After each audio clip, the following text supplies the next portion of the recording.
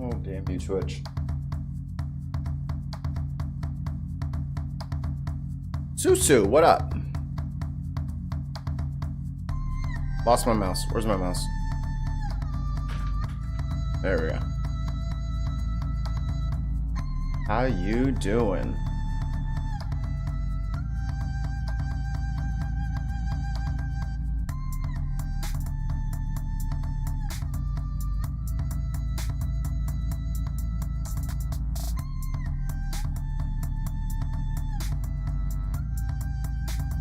I had to take a little siesta.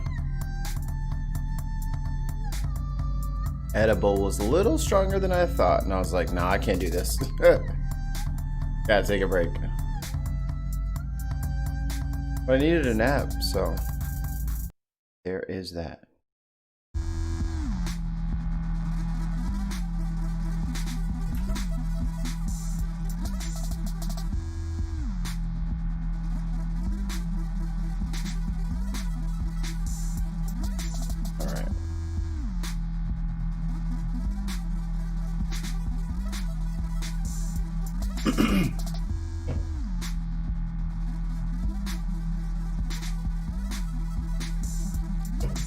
Ooh, Premiere Pro. All that. Anything visual on a computer is impossible. I'm just determined to believe that.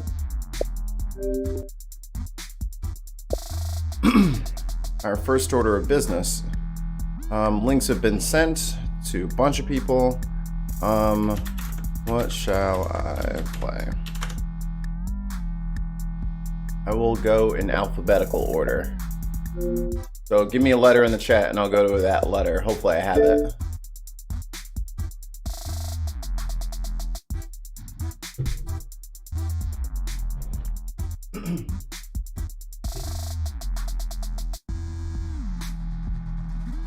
Yeah, that's the thing though. Which Halo?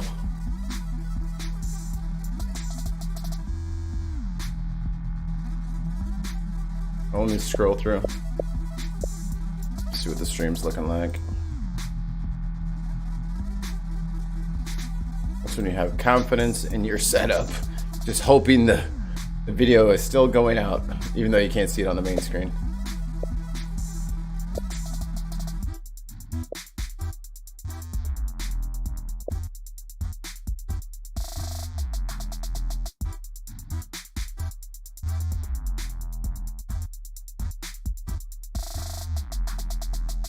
Oh, I am not playing CE. That's the worst of the Halos. I'm a snob. I grew up with nice things, so when people approach me with their ridiculous previous Halos. Yeah.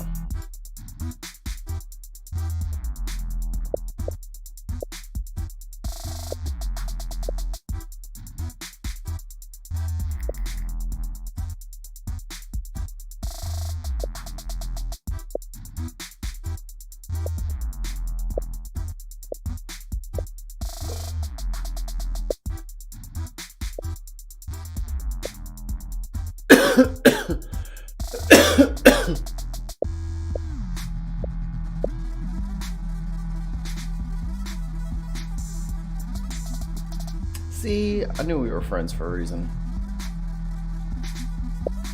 Let's go to Reach. Actually, Reach is on Master Chief Collection now.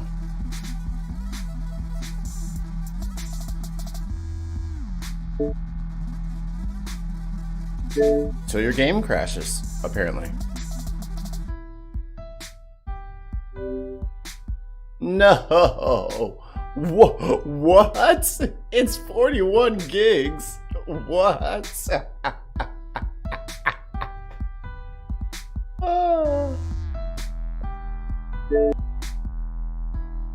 Alright, another game, because I'm not...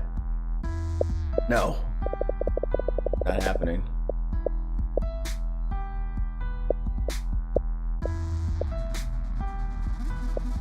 What did they add to it? That it's 41 gigs. I dread to think. I don't even think... I was thinking maybe they added ODST to it, but ODST is not even that big of a game. Well, if they remastered it. I think they're at about the 10-year mark for all that stuff, so they should start the remasters for all the other ones.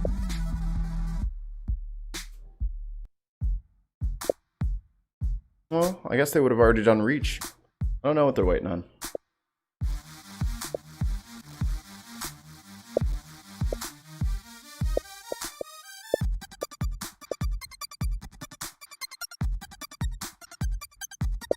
Yeah, it wasn't ginormous. That was proper ginormous there.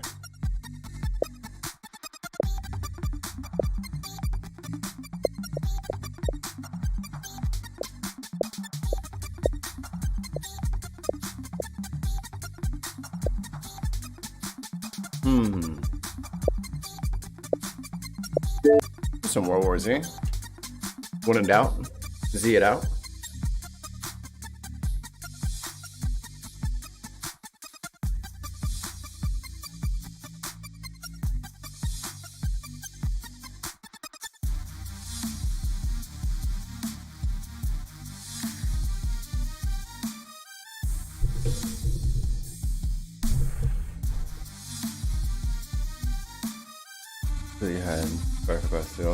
Yeah, that is true. And that was one of my favorite things that they did was I guess they started doing this at this point, but they kept the ODST people in future games. And like even on Reach you could have like Buck and everybody as like Firefly voices, which I thought was nice. Back when I played Firefly.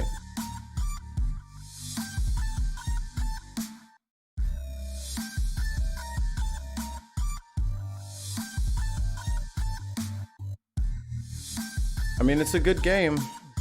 It's definitely worth 26 bucks. I think I paid 100. I think I got the whatever edition. I always do that. I always regret it, but I always do it.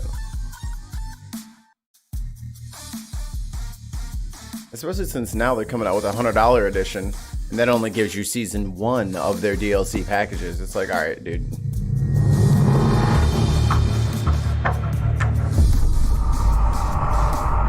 Ooh, loud. Let me just turn this off.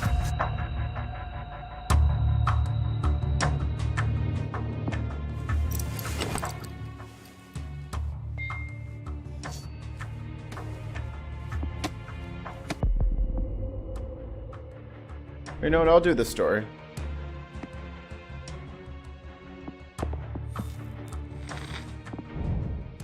Two MLRS barrages dug in on.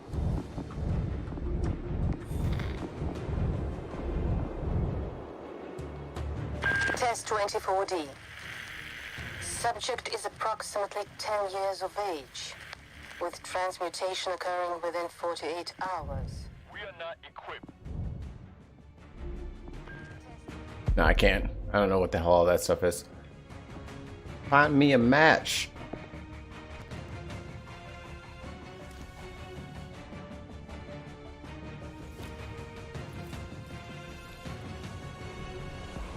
Oh, you got the Halo 5 one? I got the the Gears of War one, so I got the green controller. Or like a teal or whatever, my Xbox is teal. Day after the election, in fact. I was like, I need some retail therapy to get me through this tough time in my life.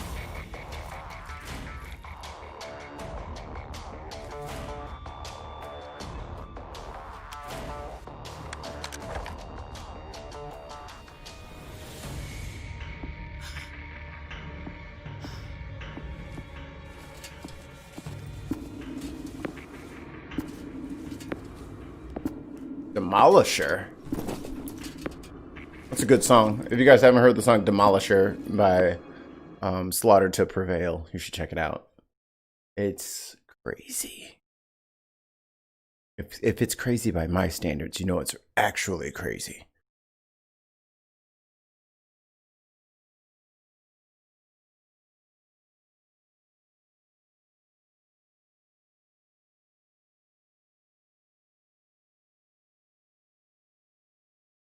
Oh, what am I doing? Supposed to be having liquor. This is the booze fest. This is where everyone cracks open their wine.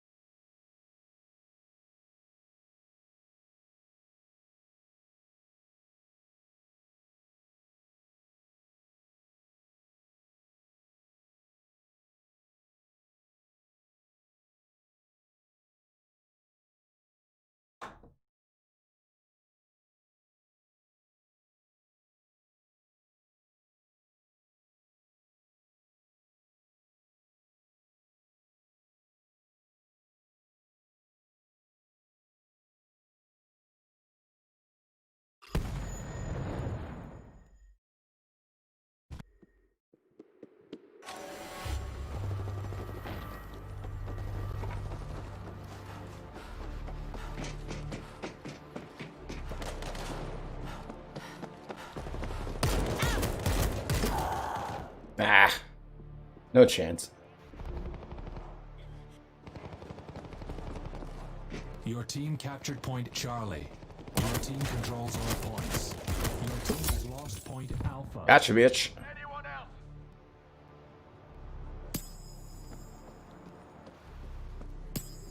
Swarm eliminated. Your team has lost point Charlie.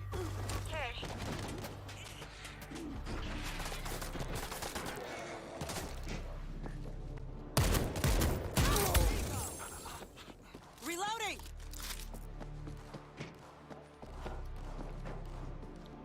Come here, you. Your team captured point Charlie. Oh, come on. Climb up. You can do it.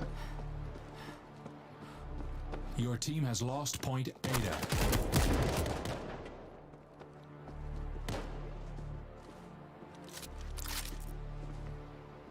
Your team captured point Alpha. Remote charge going out! Reload! Grenade! Reload one!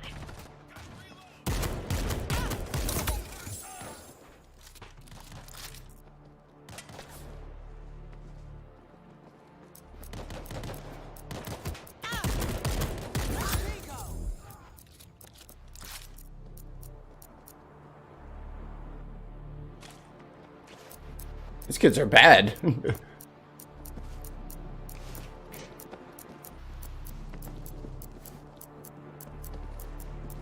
Your team captured point Beta. Your team controls all points. Your team is winning. Your team has lost point Alpha.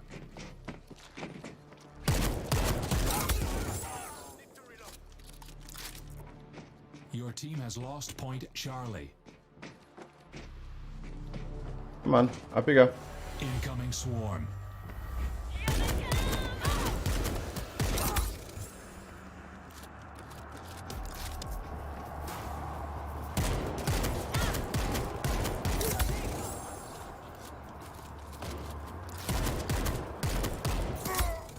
I'm a shotgun. Oh, shit. Your team captured point Alpha.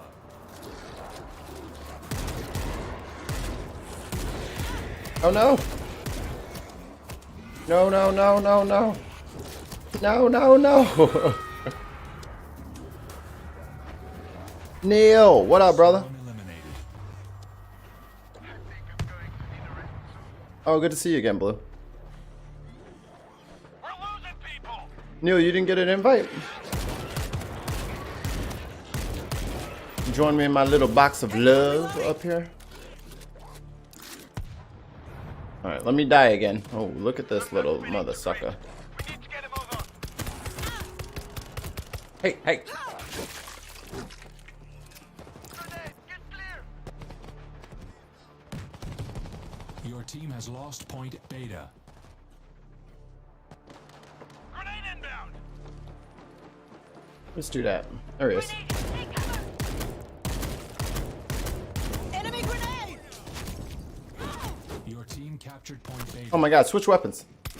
Jesus Christ. Buttons are different in this game.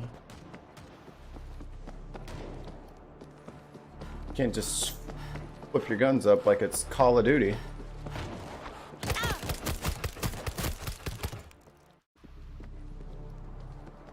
Your team has lost point Alpha.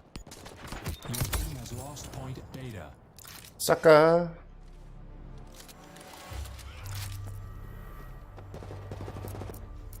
Your team captured point Charlie.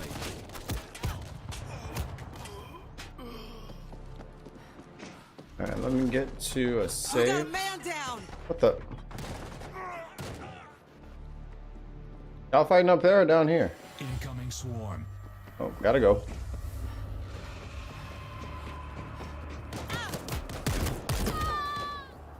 Yeah, good one. You little bastard.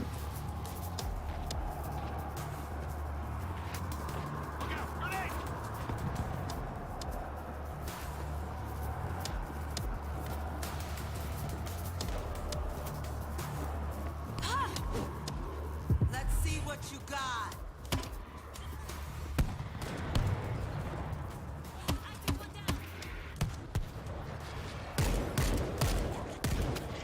Oh, we dusted them.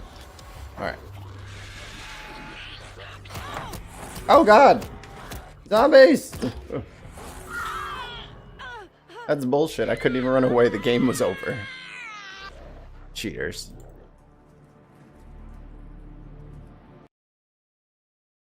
Let's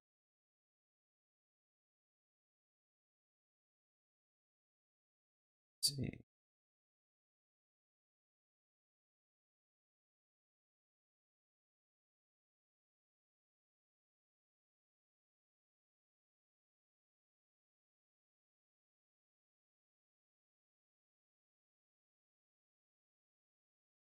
All right, link sent, Neil. Whew.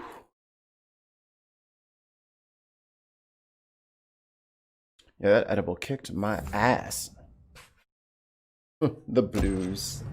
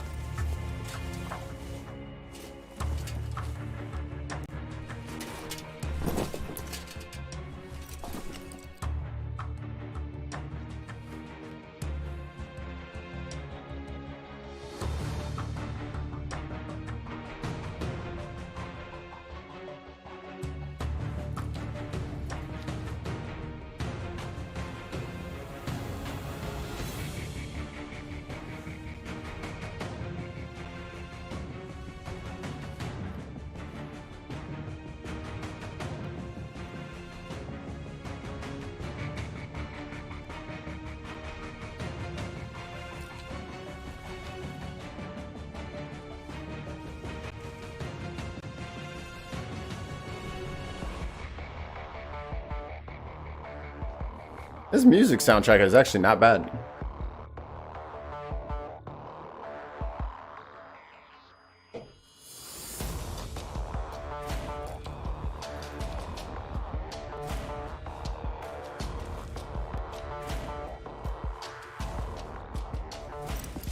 Oh, with this dude.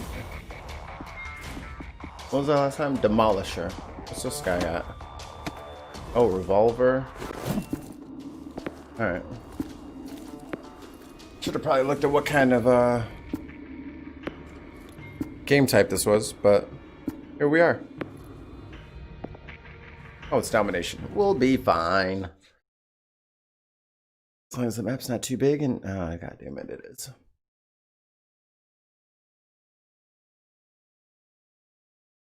Pretty sure this is based off the movie or something about the movie, or it's the same thing as same zombies as the movie, but I don't know. It's not my universe to control.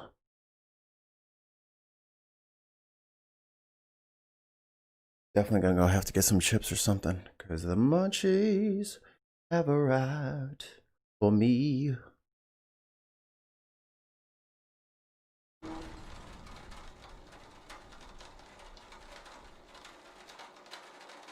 Yes, and the book was written by Max Brooks, who is the son of Mel Brooks. Yes, that Mel Brooks.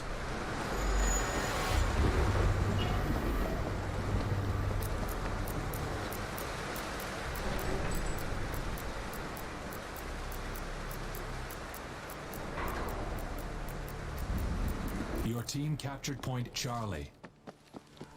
Your team has the lead.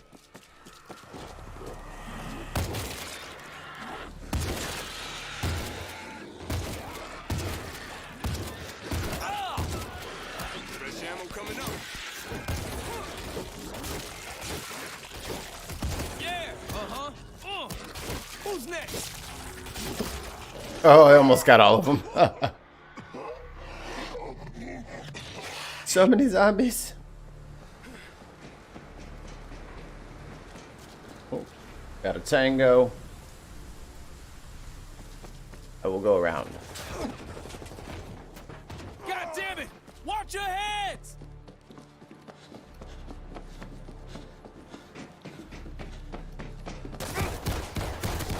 Reload. Oh, okay. Well, that pistol sucks. Shotgun it is.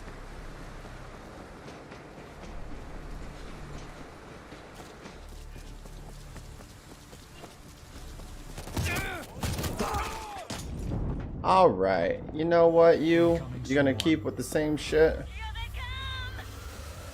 Where's the control center? Is that me?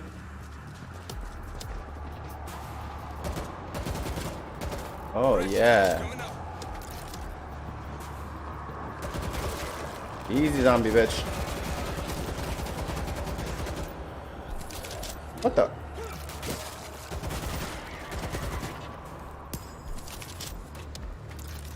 Go.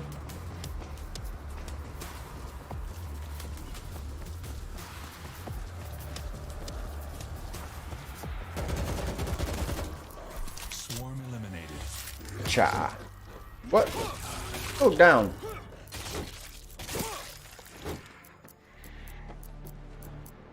Your team has lost Point Charlie. Your team captured Point Alpha. We just lost Point Charlie, dude. Run around. You going the wrong way, homie. Your team captured Point Beta.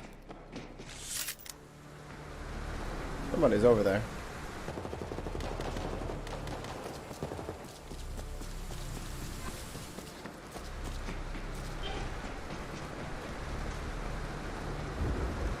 Oh. Your team has lost Point Beta.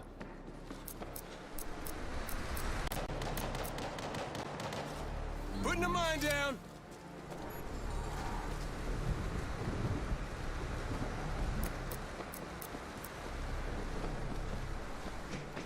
I'm so clever.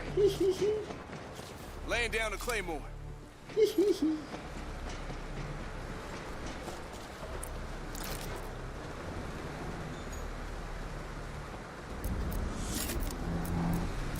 Oh, awesome. Thanks. We lost one. Grenade. That's my goal for December, is to get us monetized on Twitch. So, if you're not watching on Twitch and you have a Twitch, or you have the time to make a Twitch, by all means, help a brother out. Your team We have to captured get... Point Charlie. Gotcha, boy. Incoming We got to get swarm. 50 followers and an average of 3 viewers, which is nothing compared to the ridiculous YouTube standards. Yeah, racking them up.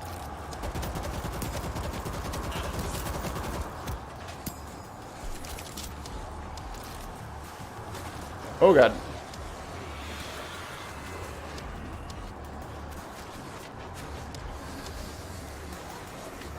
Your team captured Point Beta. Your team controls all points. Your team has lost Point Beta. Your team has lost Point Charlie. Swarm eliminated. Who's next?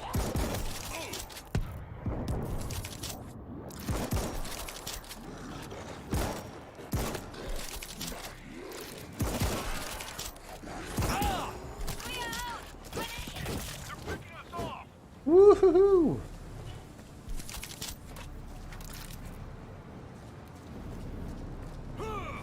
Wrong button. Putting the mine down. Bleep bleep bleep bleep bloop. Bleep bleep bleep bloop bloop.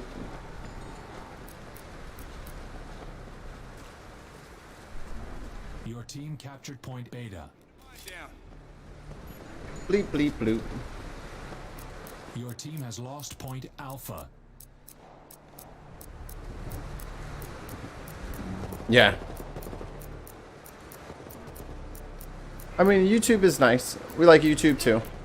And YouTube might be for people like miss guests that we might have Your on. team captured point Charlie. But we want to get the live shit going to Twitch because Twitch is a little looser with their standards. Which, out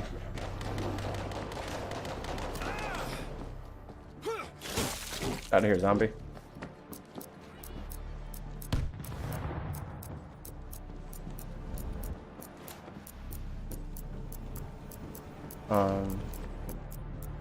Your Someone team is captured here. Point Alpha. Your team controls all points.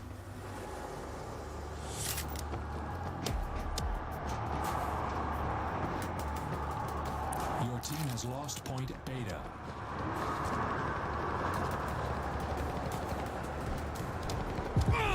It's on, bitches.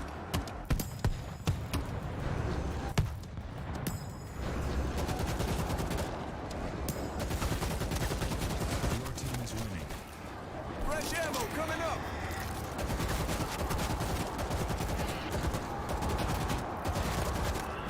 Swarm eliminated.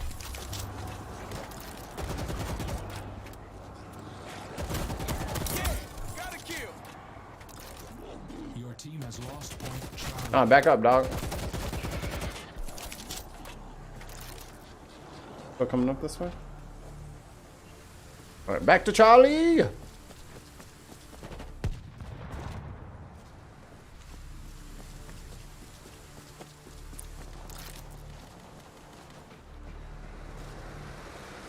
Your team captured point Beta. Got him.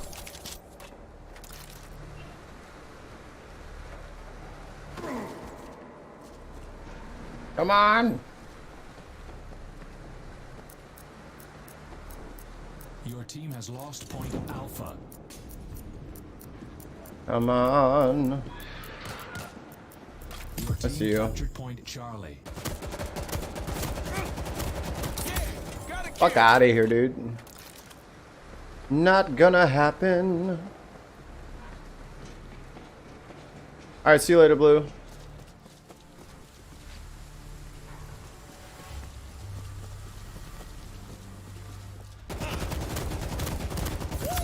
Got him.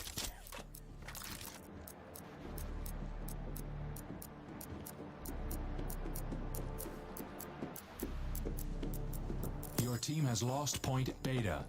Your team captured point incoming swarm. Huh. They're here. Putting the mine down.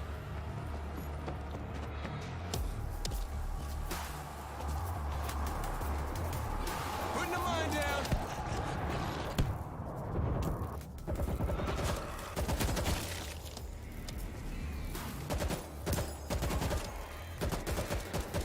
Reloading. Oh, Team has lost point Charlie. No. Damn it.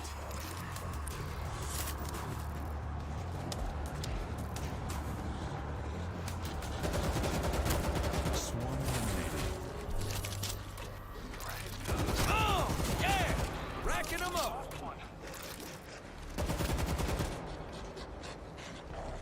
what the? Ow! Ah. Your team has lost point Alpha. Something is chasing me.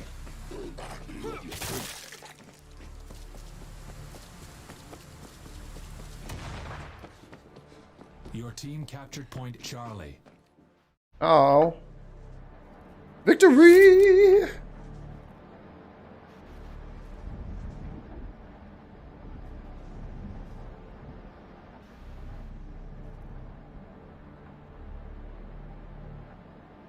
Oh, affiliate, yeah.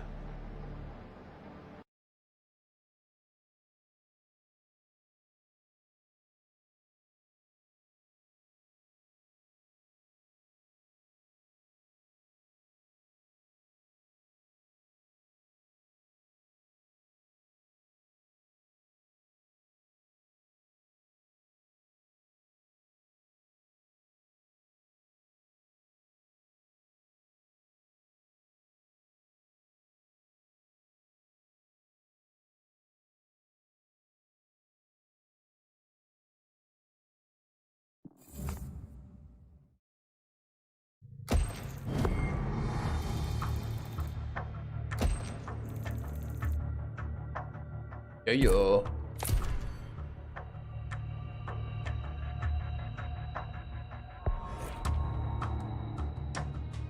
$250 space dollars.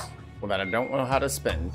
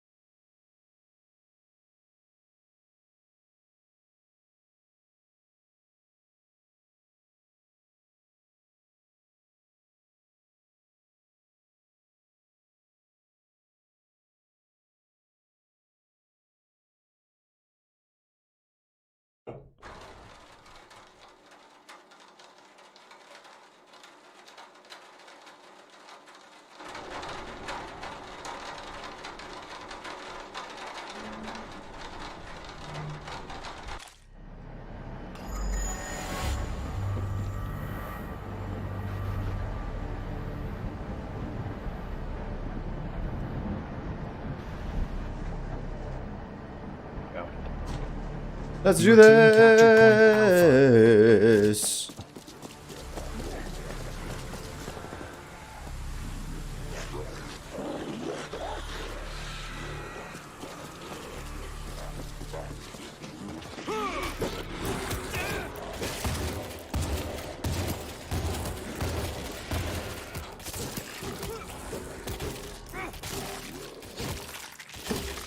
Your team Oh, I captured killed point him. Beta. Your team Oh, has bullshit. the lead. I killed all of them.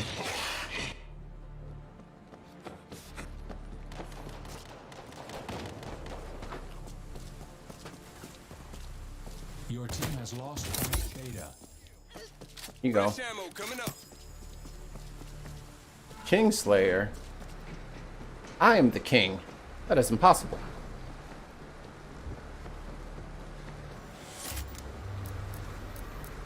Hot sauce.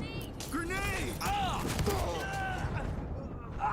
Oh, kid. Your team lost the lead. Alright, I'm changing classes. I think I'm about done with this game.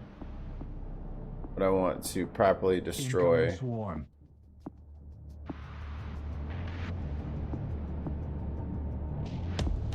When is it? Yeah, this is my one.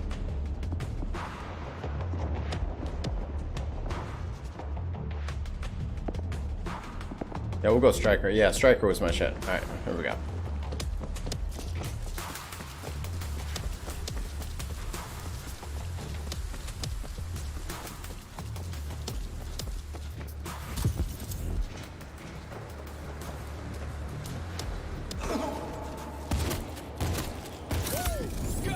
Swarm eliminated.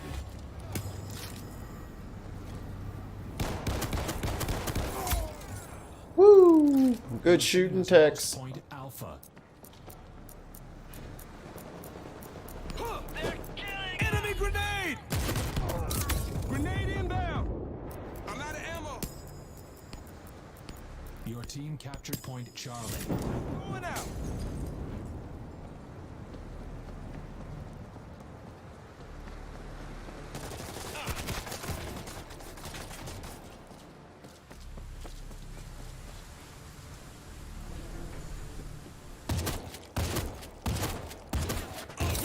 Got a kill. Never chase a fox into his own hole.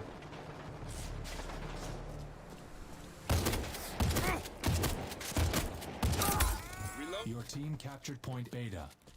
Your team has lost Point Charlie.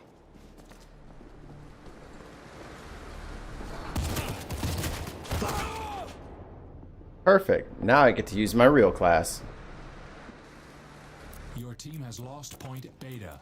Oh, no worries, Team boys. captured Point Alpha. They just lost the game.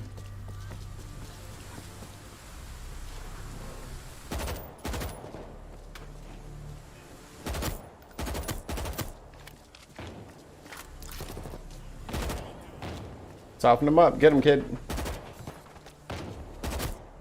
Incoming swarm. Woo! Got him.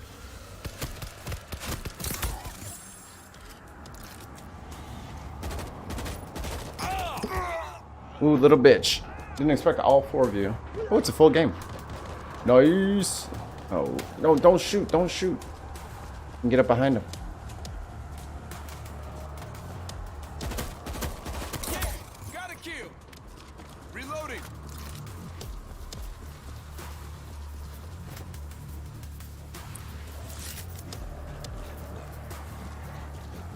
Shooting a stim boost. Swarm eliminated. My hands are shaking. Your team captured Point Beta. Got him. Very close, bad kid. Very close.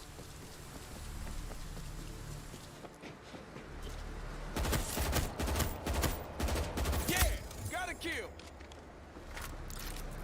No! Your team captured Point Charlie. Your team controls all points. Your team has lost Point Alpha. Using a stim.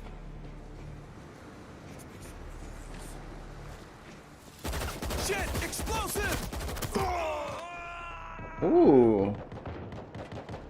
Caught you in the middle of the act there.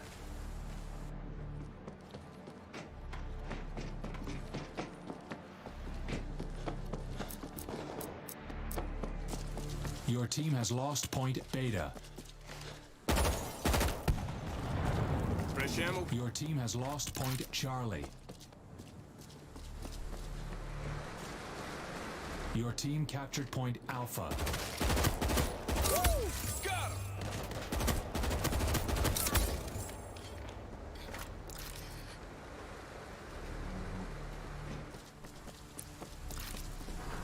Shooting a stim boost.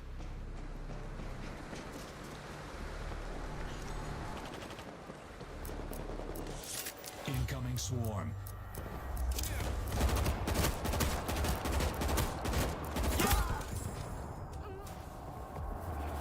Oh, come on, guys. I'm carrying us. B. The hell? Woo! Got him. Ah!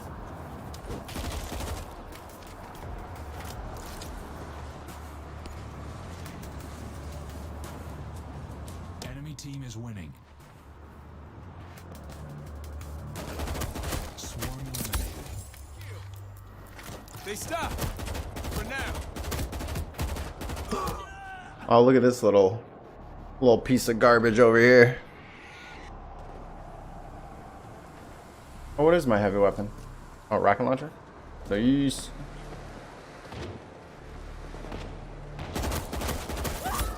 Reloading.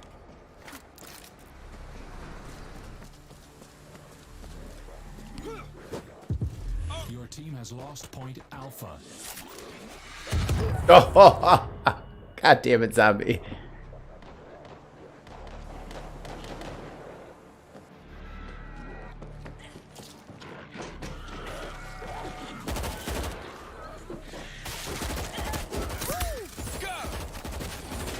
Fresh ammo coming up. Look out! Enemy explosive! We lost one.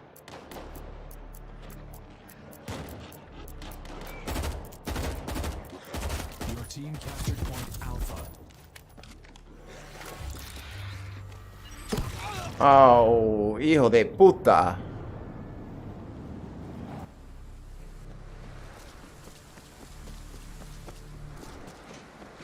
Enemy grenade! Shit! They're picking us off! Don't just see this person just standing here. Incoming swarm. Your team has lost point Alpha.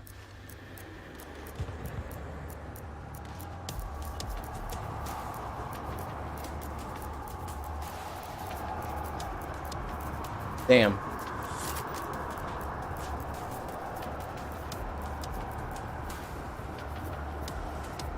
Did what I could.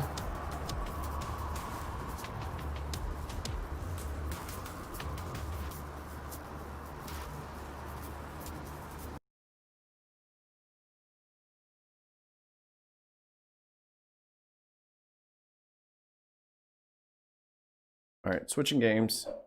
Musica in the meantime. Go until I get whooped. I didn't do bad, but only so much you can do when your teammates aren't helping you.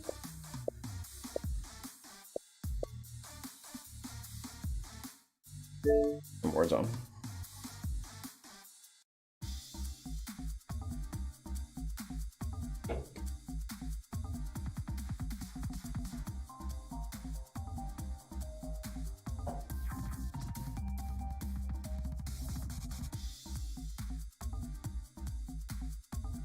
Grab some ice.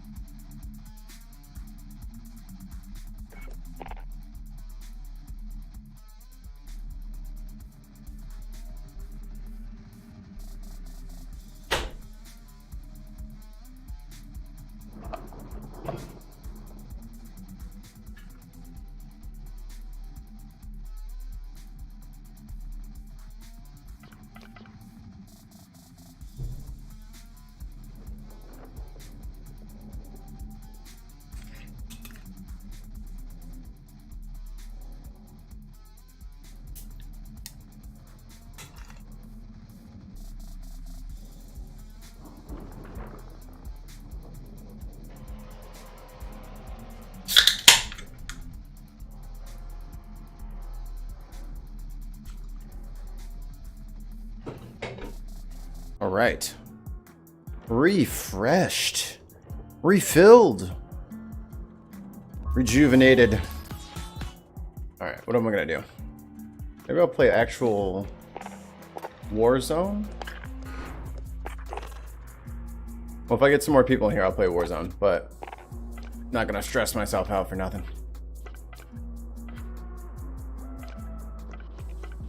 What is this?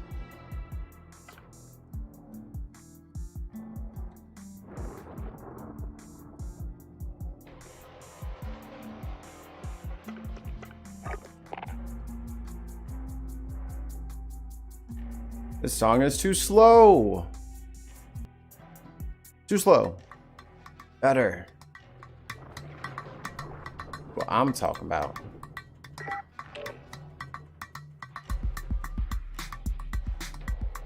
Holy Gobble. And if you just tuning in, gobble gobble and all that good stuff. This is a Ask Me Anything. Join the party, join the conversation. Just reach out on Twitter at Bin Podcast, at We the Deviants.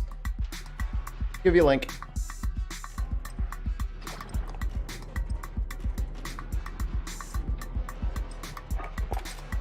Where is this? Oh, I hate this thing.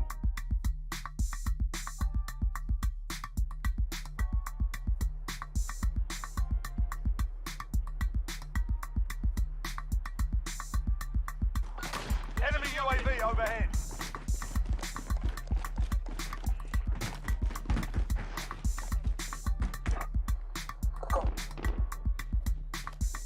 Grenade out! No prisoners. Shoot to Oh kill. my goodness, this is a much quicker game.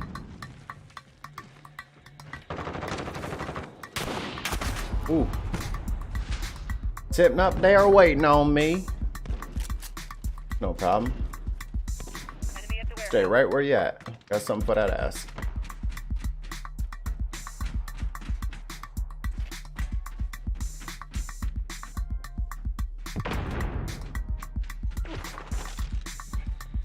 We're losing control.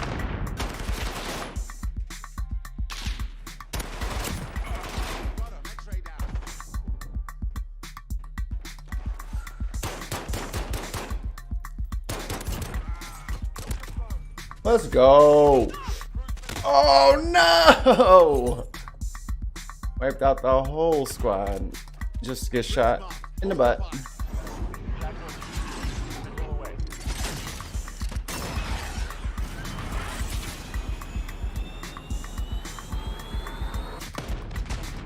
No one is safe. Ready for recon flyover. UAV entering the AO.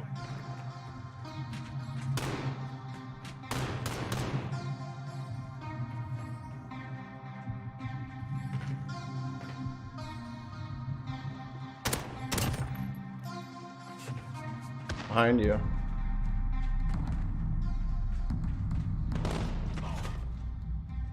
Be advised, UAV is bingo fuel. RTV for resupply.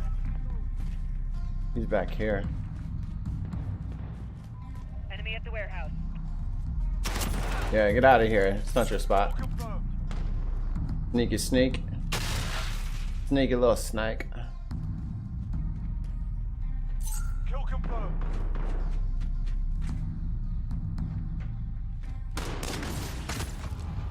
What the?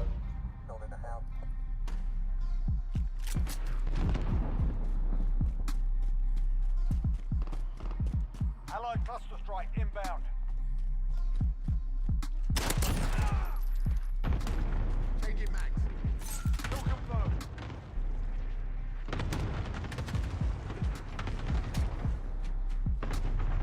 Whoa.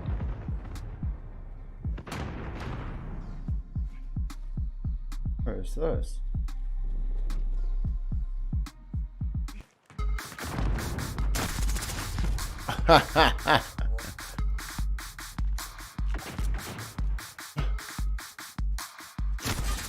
Yeah, you got that one.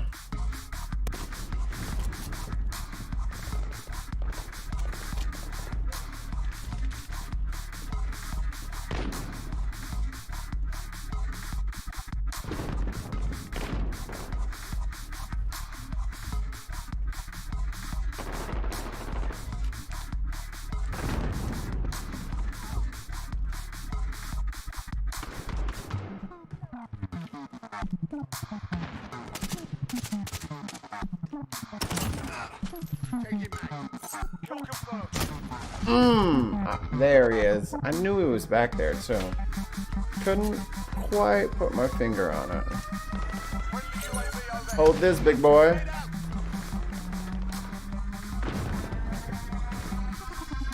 Flash out! Oh! I found all of them. And now I don't know how to get back over there. God damn it. Reloading.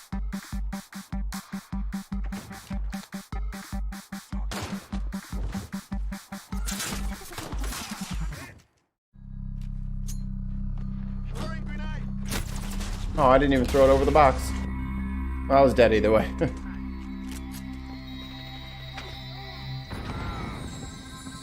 halfway there. Step it up.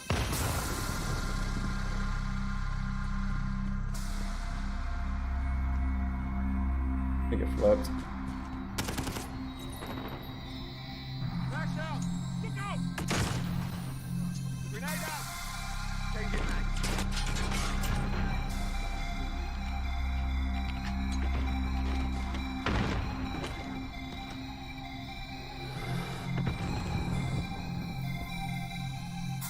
Enemy at the bridge.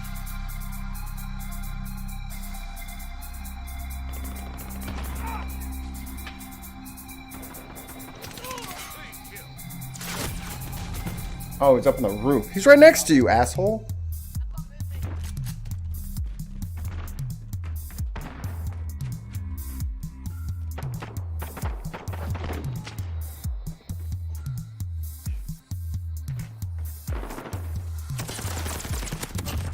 Threat eliminated.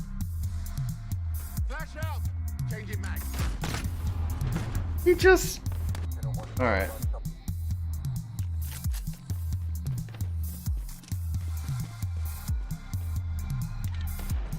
Enemy at the bridge.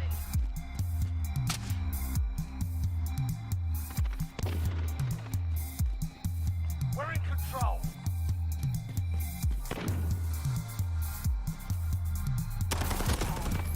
Reloaded. Enemy at the warehouse.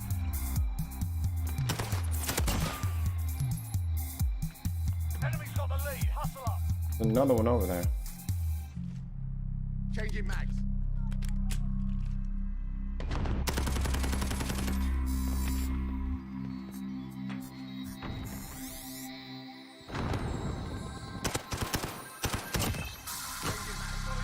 Requesting recon flyover. UAV entering the AO. Enemy personal radar in the air.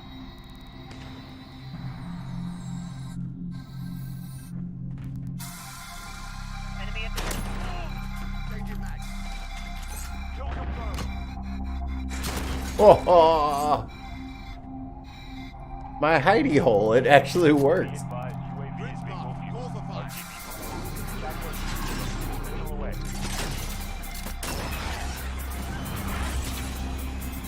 You. Revenge. Allied cluster strike inbound. Friendly UAV overhead. Enemy near Main Street. Less than a minute. Mission time critical. Get it done. Changing mags. Oh no! My tags, my beautiful tags. Hostile. Enemy at the bridge.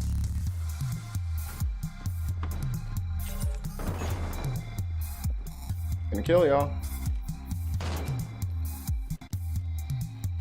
Oh, come on, dude. Always a half second behind. 30 seconds. Time's up. Move your asses.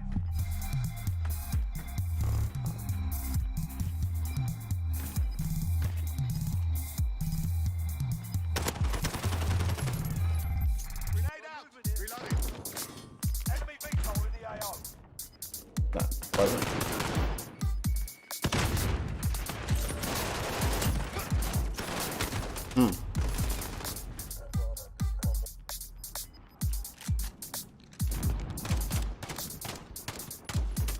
Pull back, soldier. Fight another day.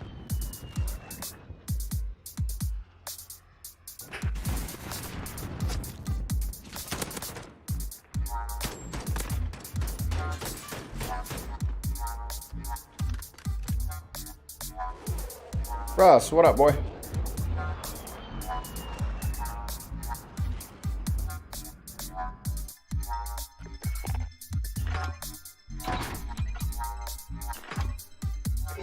Gobble, gobble, motherfucker.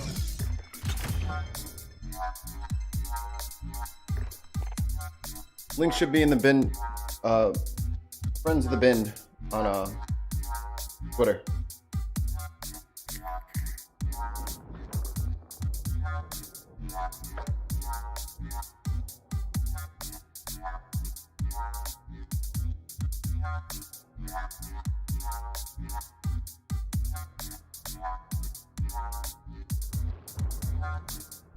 Feel that?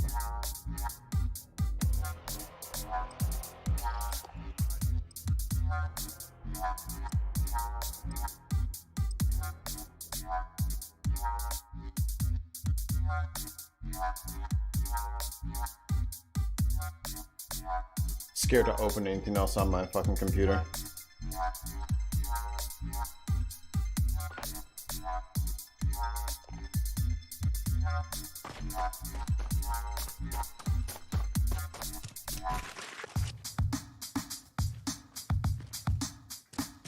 Yeah, go on Twitter or DM.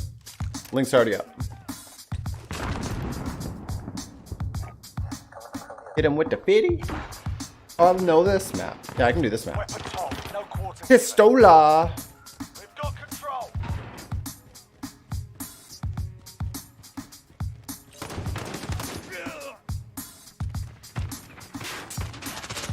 Kill confirmed.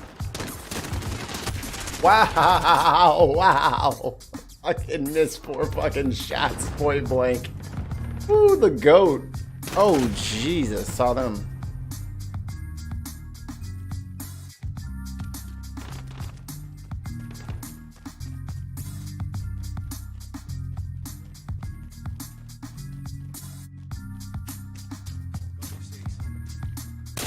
Oh, bitch.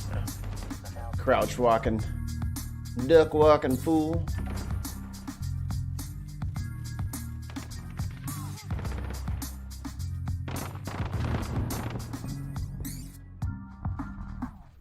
Yeah, I hear that. Fuck that.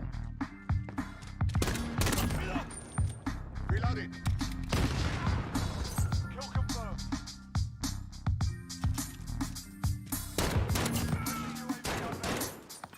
Oh, motherfucker. He headshot me? Noted.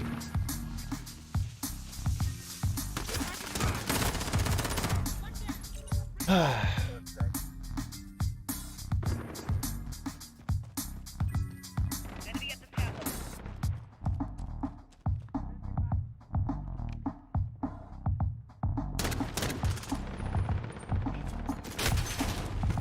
What in the world is happening?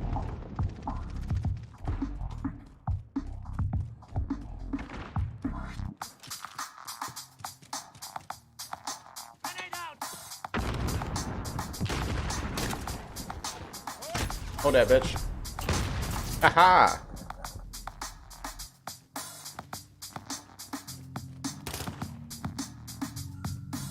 NFA, if you have a Twitch, make sure you follow us on Twitch. Pushing for that affiliate. Enemy at the cargo container. Flash out. Thermite out.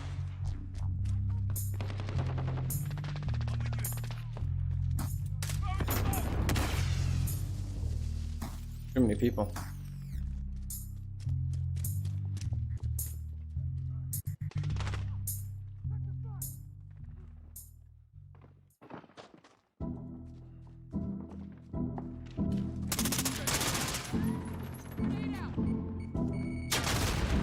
Motherfuckers. They're coming through the tunnel. Too thick.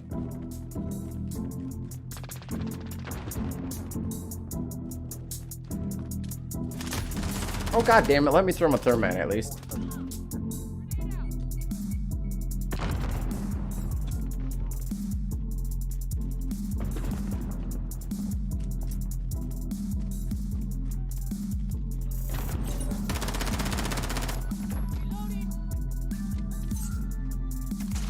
Enemy at the cargo container.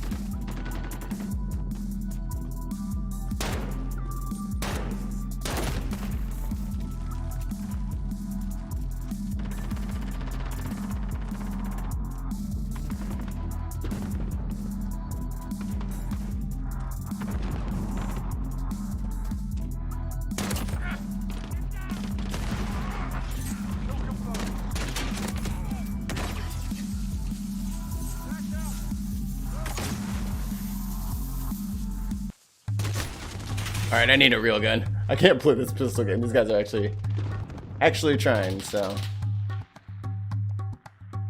we'll go with this. Why do I have this ridiculous sight on here?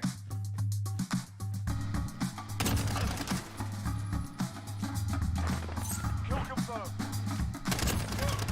Good times are over. We're halfway there. Keep fighting. Take it back.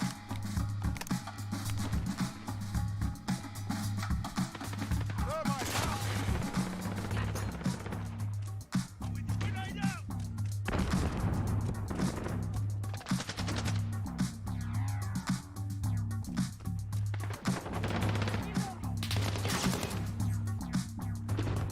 Oh fuck! There he is.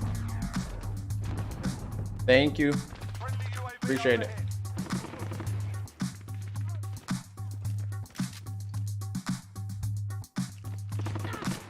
Thermite out. Flash out. Enemy at the center. Ah.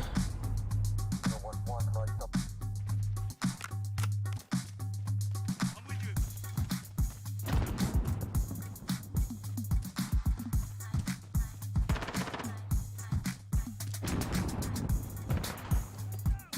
Throwing smoke. Oh come on, dude. Same team.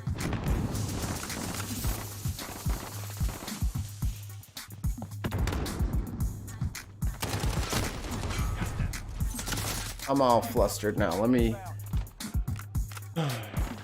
stop being mad.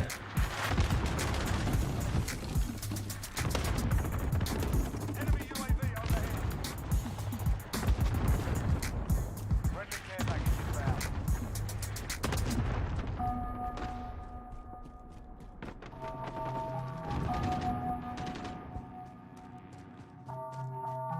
Friendly sentry gun online. Oh, I forgot how much I camp in here.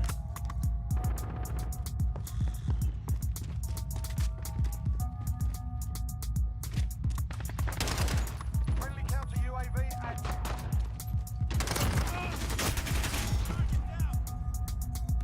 Friendly UAV overhead. Shot in the back, shot in the back, shot in the back, shot in the back. Cool, cool, cool. Cool.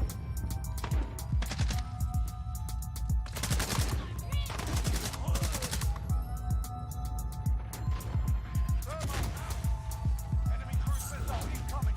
Kill confirmed. We're winning. Fucking hell, it's the same fucking kid. Get him out of there.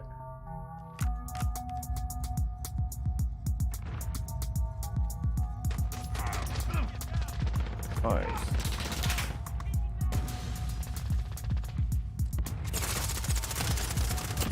That's what you get, you fucking camping bastard.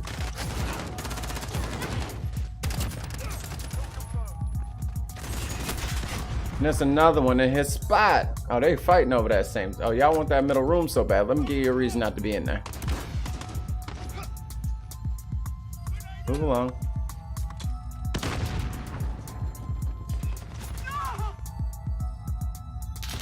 I knew you were gonna get me fucking shot, kid. God damn it. Bad teammate. Don't stand in front of people.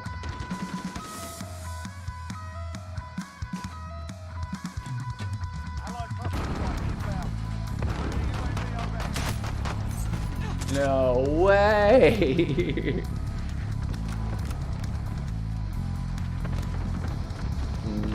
Are you gonna kill me with your bombs? No.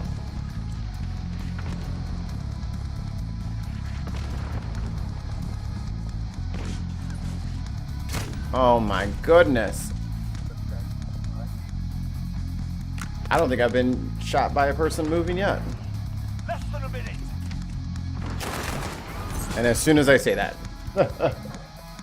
As soon as I say that.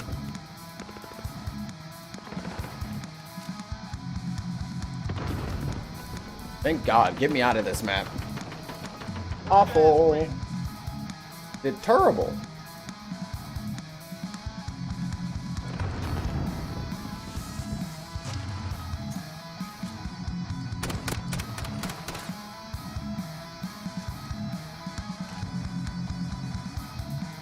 That's one thing I know that must piss off military people is when they watch people in video games where everyone is constantly just crossing over in front of the next person to try to be the first one. It's like, dude, not only can I not shoot, but I can't shoot through you and you can't save me, so.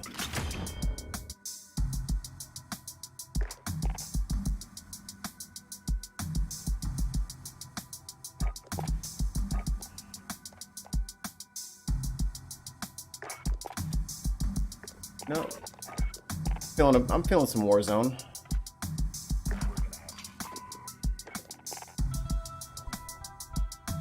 Plunder or Battle Royale?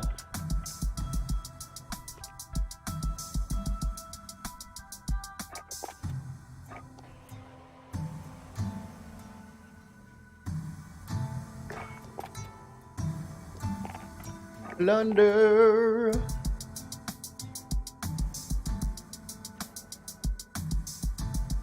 Yeah, jumping up in between me and the target is a bad idea. So I hold my fire like a good little digital soldier. Just to be shot by the guy that they missed. Cool. Cool, cool.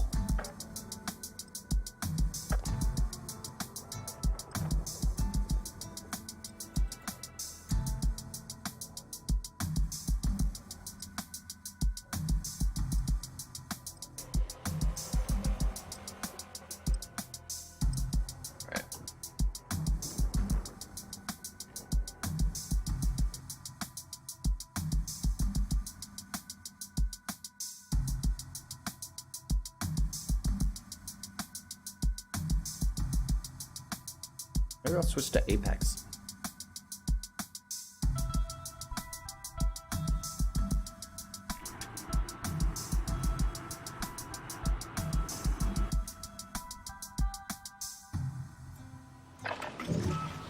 Check your gear and weapons. Planes are making ready for deployment. Ba-da-da-ba-da-da-ba-da-da-da-ba.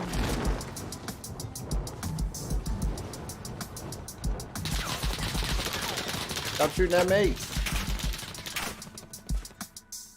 Dick. Where you go?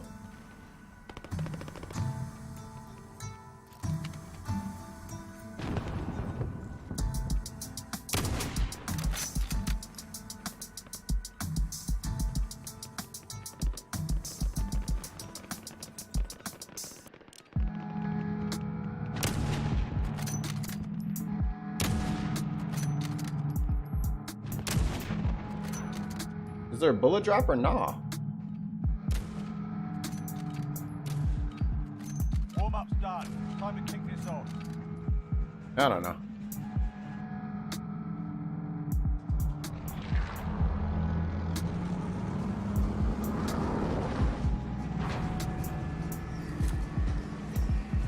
It's a good thing this isn't real life and only electrons are being slightly inconvenienced.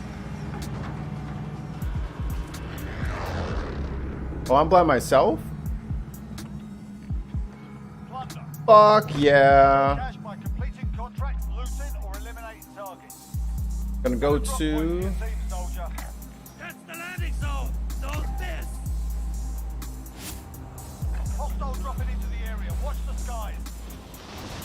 Me, myself, and I.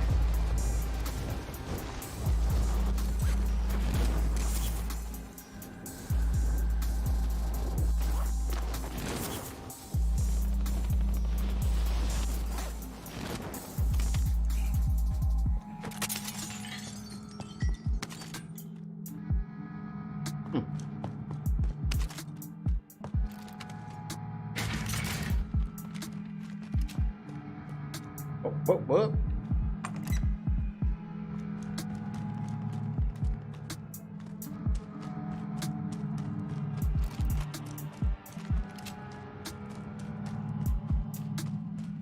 It's gonna be hard to win when I'm by myself. I forgot this was the money one.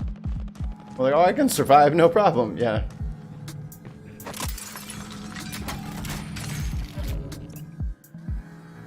Ooh, that's a nice sniper rifle. Or assault rifle. Buster strike, yes sir.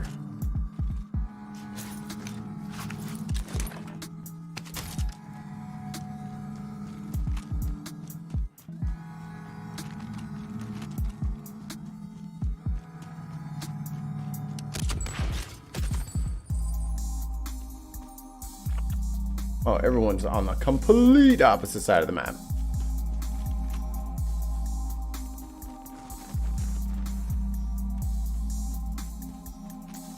Does this car run? I don't think so. No.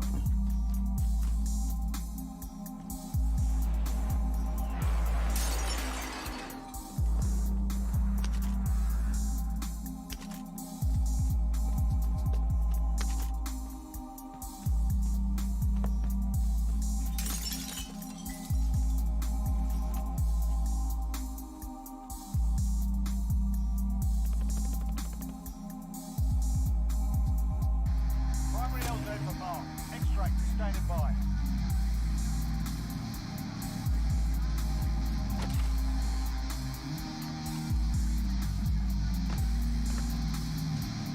Well, looks like everybody left this part of the map alone.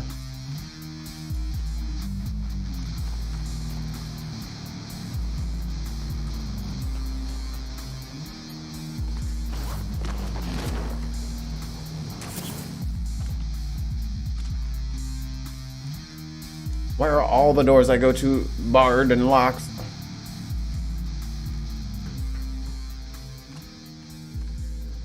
What's this?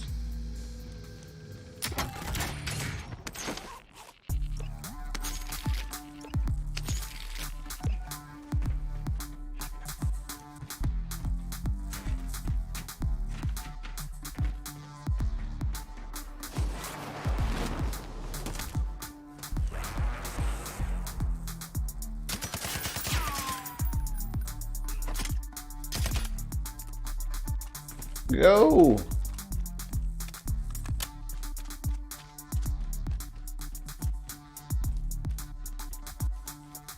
Can I not get up anywhere in this fucking building? Are you kidding me? Well, there we go. Crying out loud. Ooh.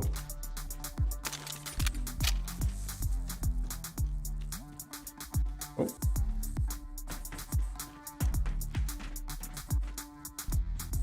I don't know if anybody's been through here, if this place just sucks for gear. And nothing to loot.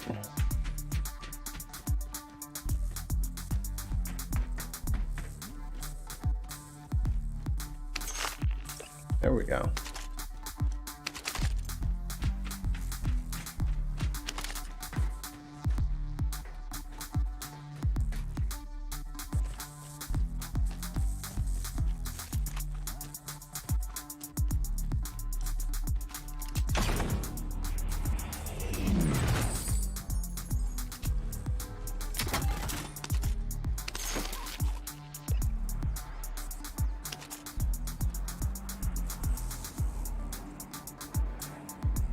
Drop that money. Drop that money. Drop. Oh, yes. I'm gonna catch it in the air.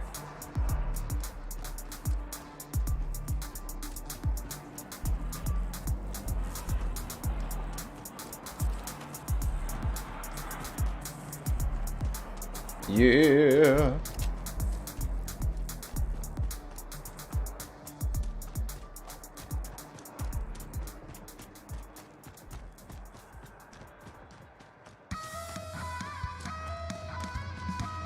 Where's the money at?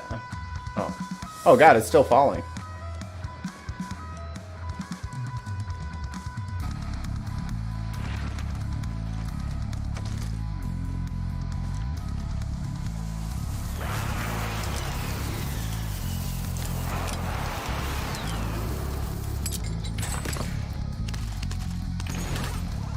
Big money.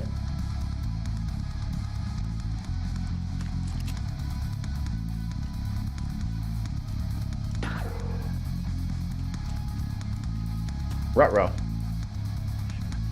I've done too well for myself.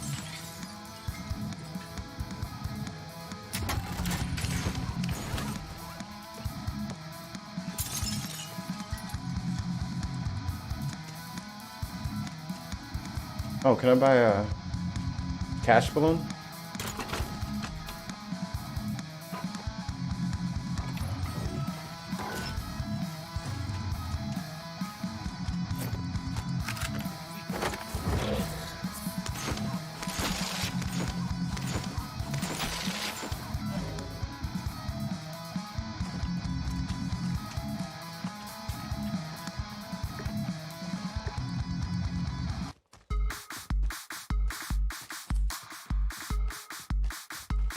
attack chopper is in the AO.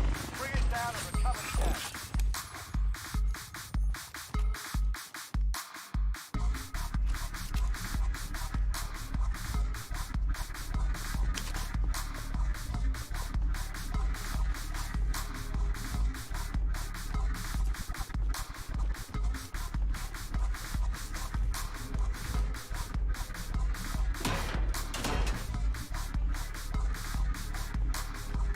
Aha!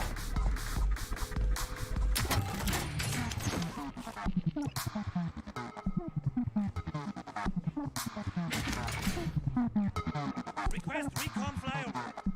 UAV entering the AO.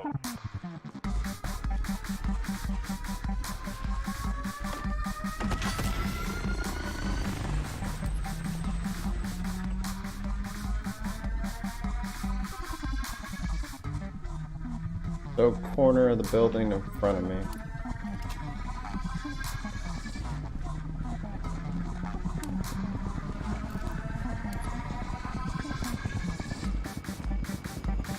Grid mark. Call for fire. Loader 2-0. Good copy. Cluster strike away.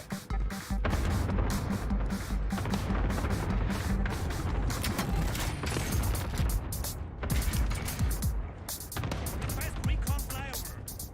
UAV entering the AO. Enemy UAV overhead.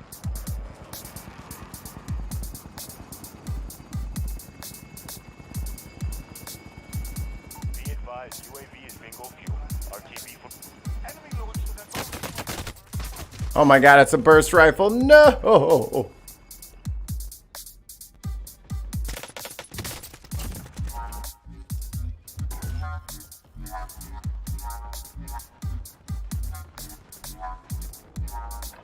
Back on the field. Moving in.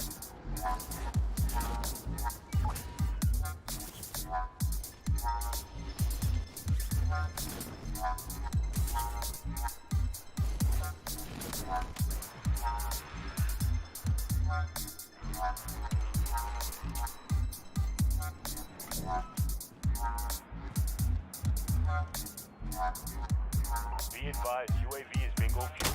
RTB for resupply.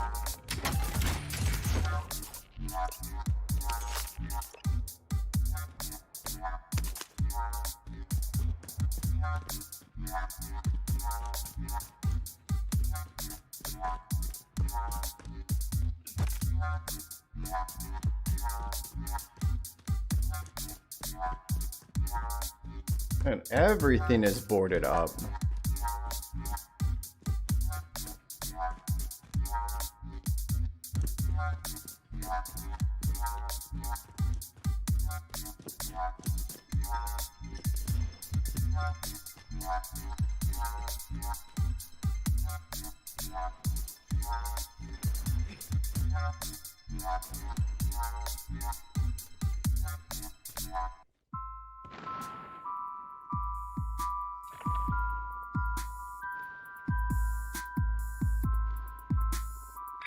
I'm off this way.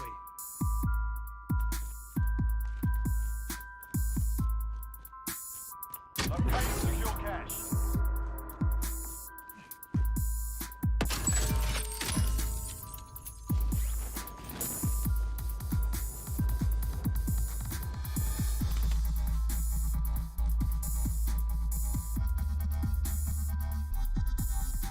There is no one anywhere I go. I've seen one person.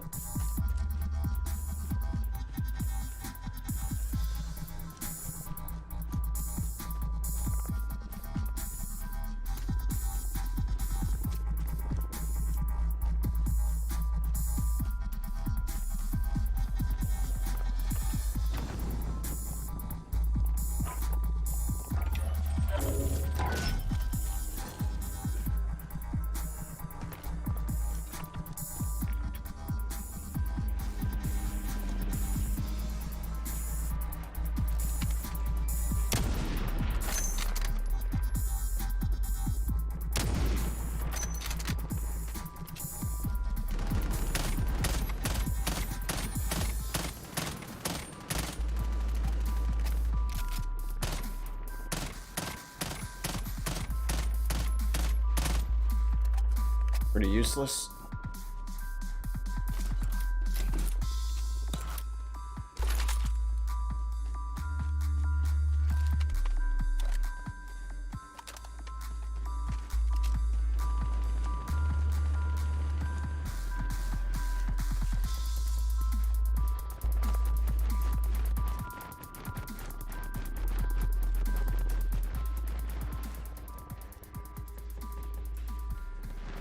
There is no one anywhere near me.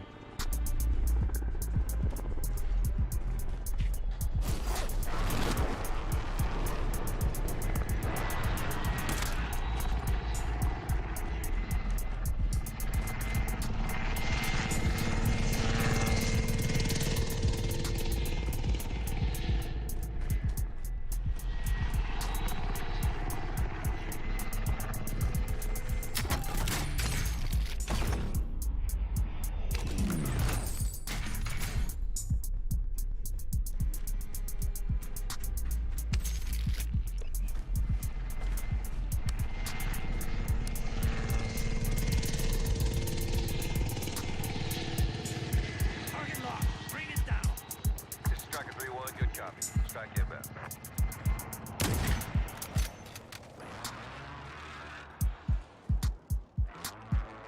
Nope, it moved. On that run. Worth a shot.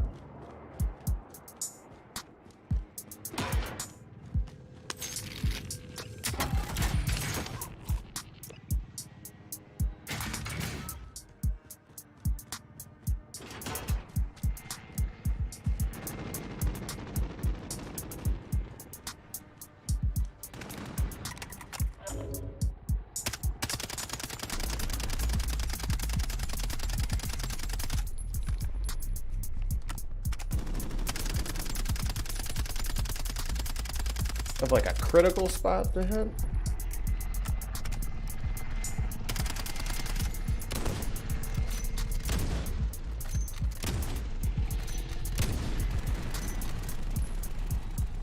Shooting at somebody.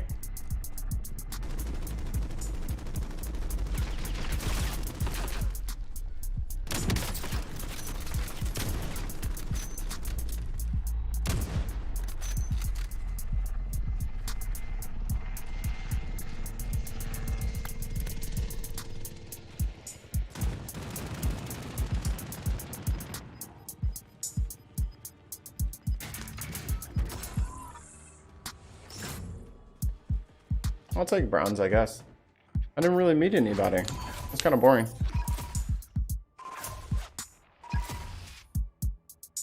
Apparently they died of boredom.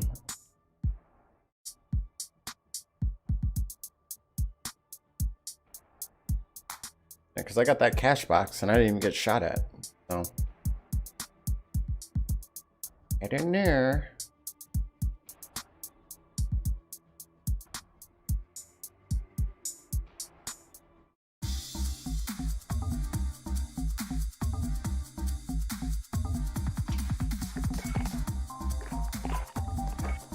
I'm gonna switch over to Apex.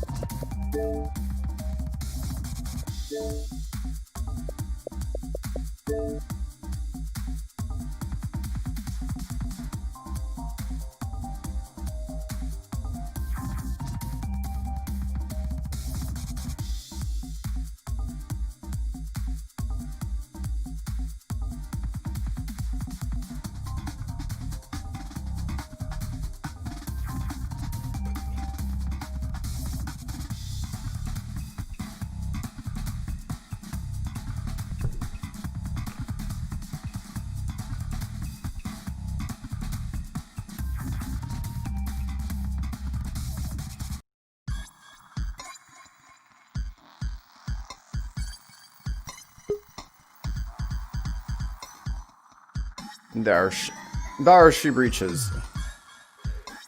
Sorry about that. I was in a different podcast. Oh, you're good. Stream. No problem. How's it hanging?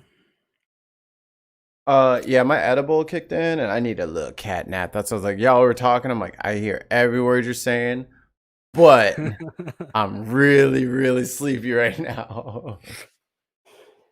But I'm mad tired. So I had to drop out for a little nap. What's that? Russ says hello, Jen. Yeah, I see.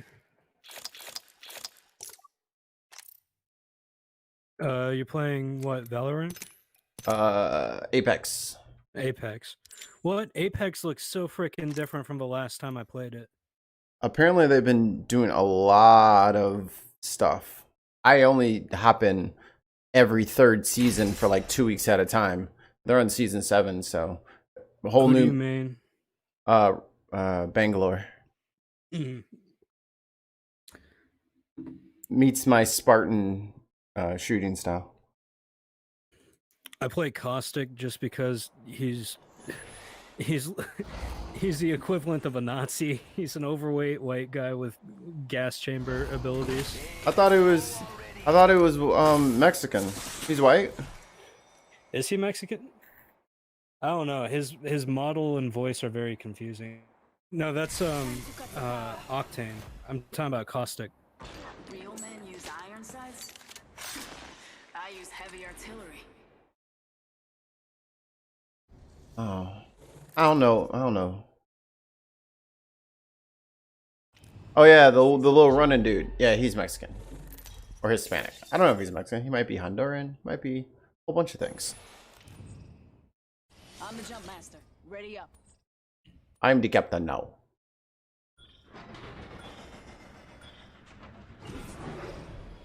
This is a good LZ. I hear ya.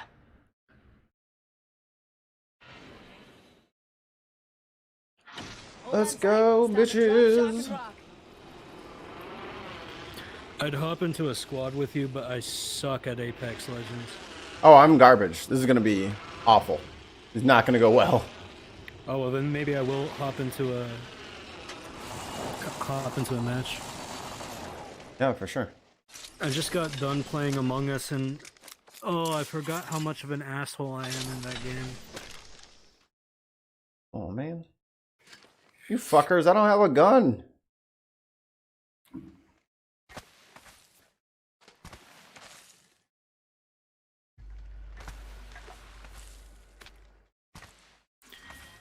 Yo, this map looks new. It's probably not, but I haven't played the game in so long. Ooh. Yes. Ooh. Put it down.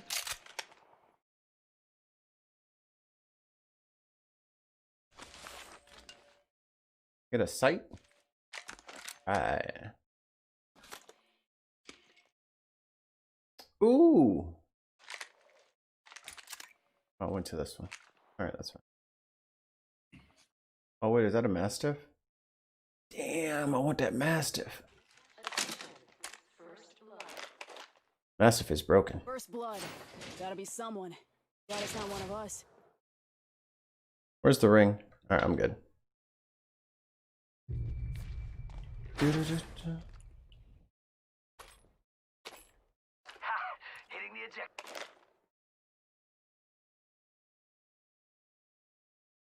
Oh, I can't use that. Firing. Oh, god damn it. Squad mates, you're supposed to be looting, not fighting.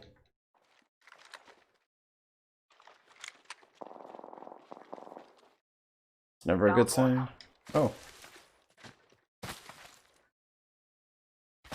Getting shot at. Reload. God damn it. You are mad far away.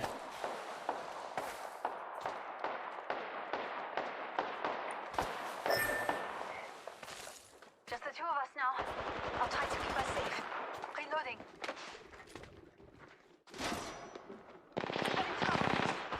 What is Apex on? Is it Epic Games? No. Tango. Fuck out of here, dog. That was the last of them. Another squad bites the dust. Hey, got our squad mate's banner. I will revive you, little man. After I take whatever the hell they got. Ooh.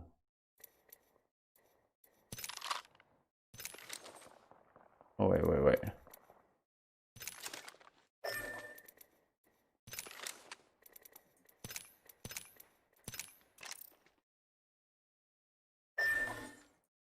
Yeah, I'm going.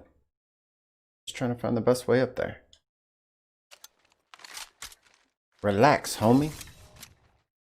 I already done saved you. How the hell do I get up there? Oh.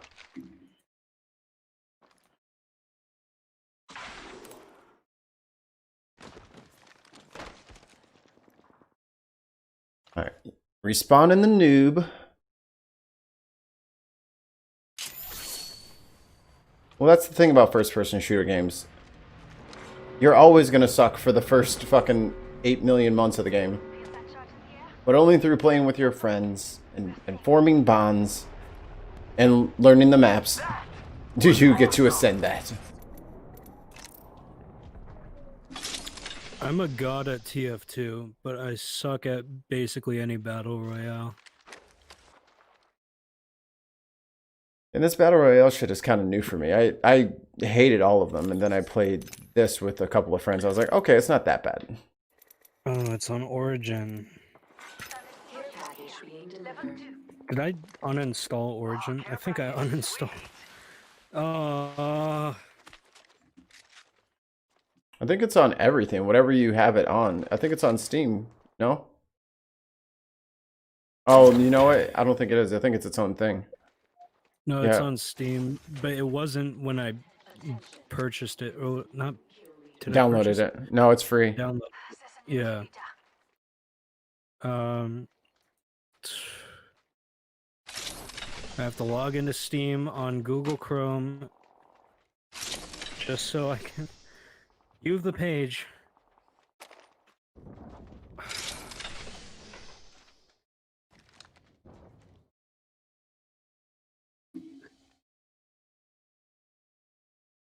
Alright, where's the teammate going?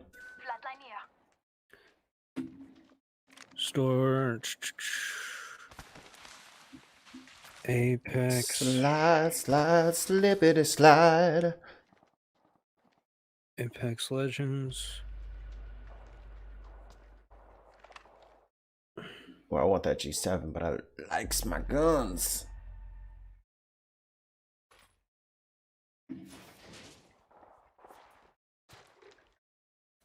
Oh man, I have to install Apex Legends. I don't remember how big the file was. Anyone passes through here, we'll know. Nice. Champions out. Meat Wagon's having one hell of a day. Faster, faster, faster.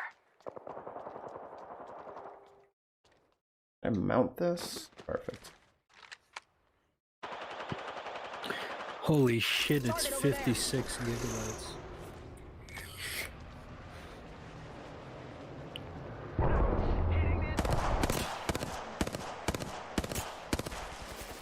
Yeah, I'm not gonna be able to play. It's gonna take forever to download.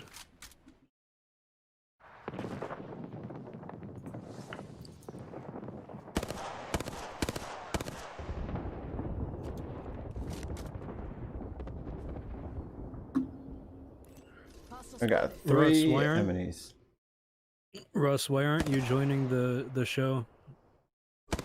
He took apart his setup, and he just got done eating family dinner, and it's full of calories. He's like, that's a lot of work, which I can Fair relate to. enough.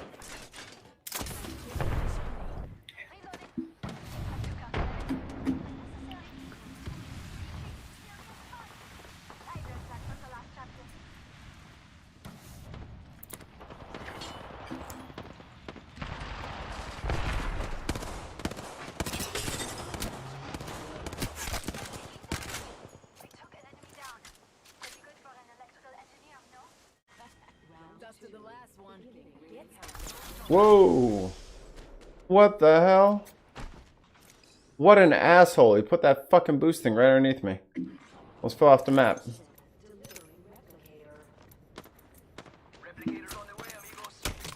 What the fuck? Where are you at? Let me at him.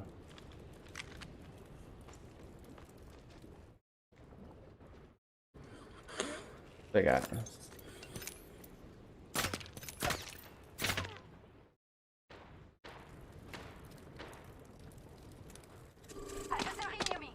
Grenade. Fuck are they? Oh.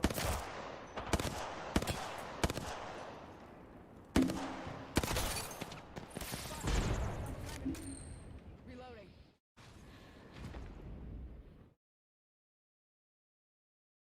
You're right up there.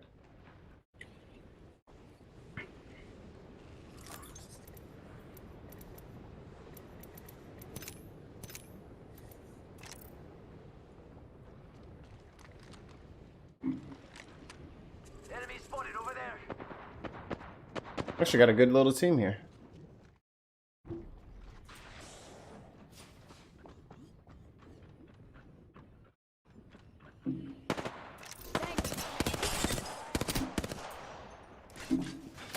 Smoke out. Contact. I'm in trouble.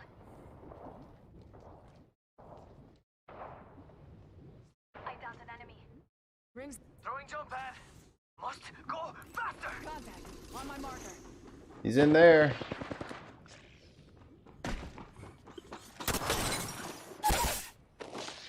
Tango. 45 seconds. So we could just walk. Hey, I'm the kill leader. Like what I see. Nice takedown. How'd that feel? Kill leader.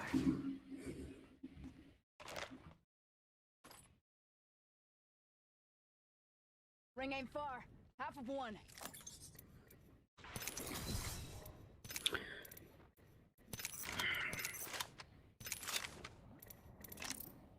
This is going swimmingly.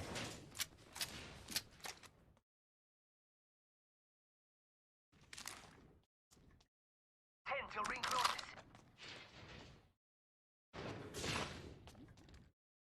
Oh, the ring's right there. How many squads are left? 8.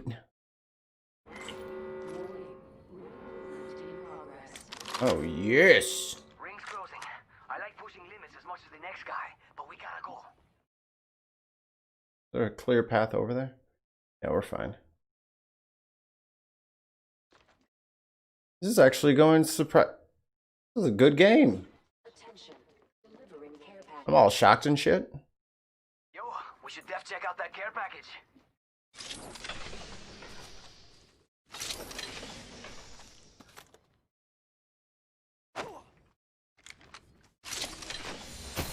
Ooh, treasure box.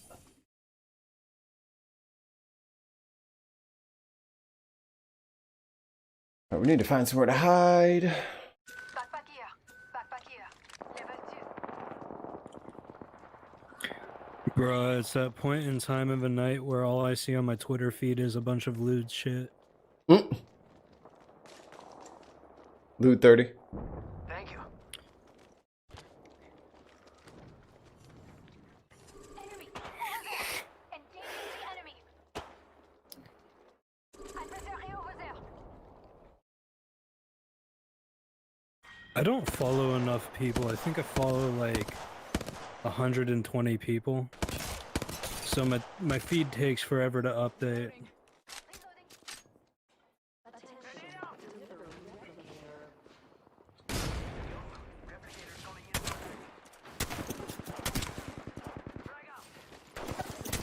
All right, bro.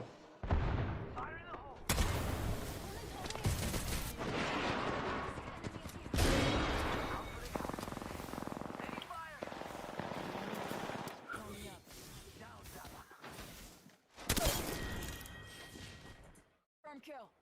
Nice takedown. How'd that feel? Picked up our squad mate's banner.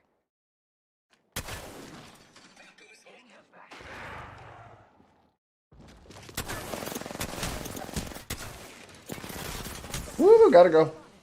Double timing it. Reloading.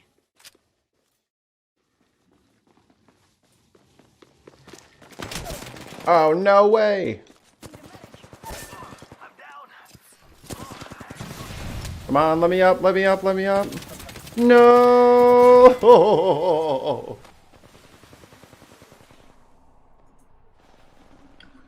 That wasn't bad. Hustle close. Let's move this way. See, Russ? Just like we said in the last game, motherfuckers standing in front of other people. I can't shoot the enemy if you're eating all of their bullets.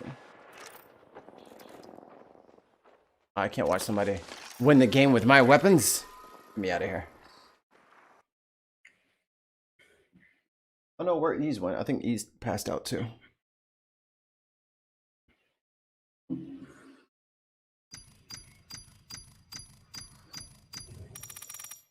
That wasn't too bad. What the hell is in a treasure pack? Start quest. Okay, what do? Buy stuff?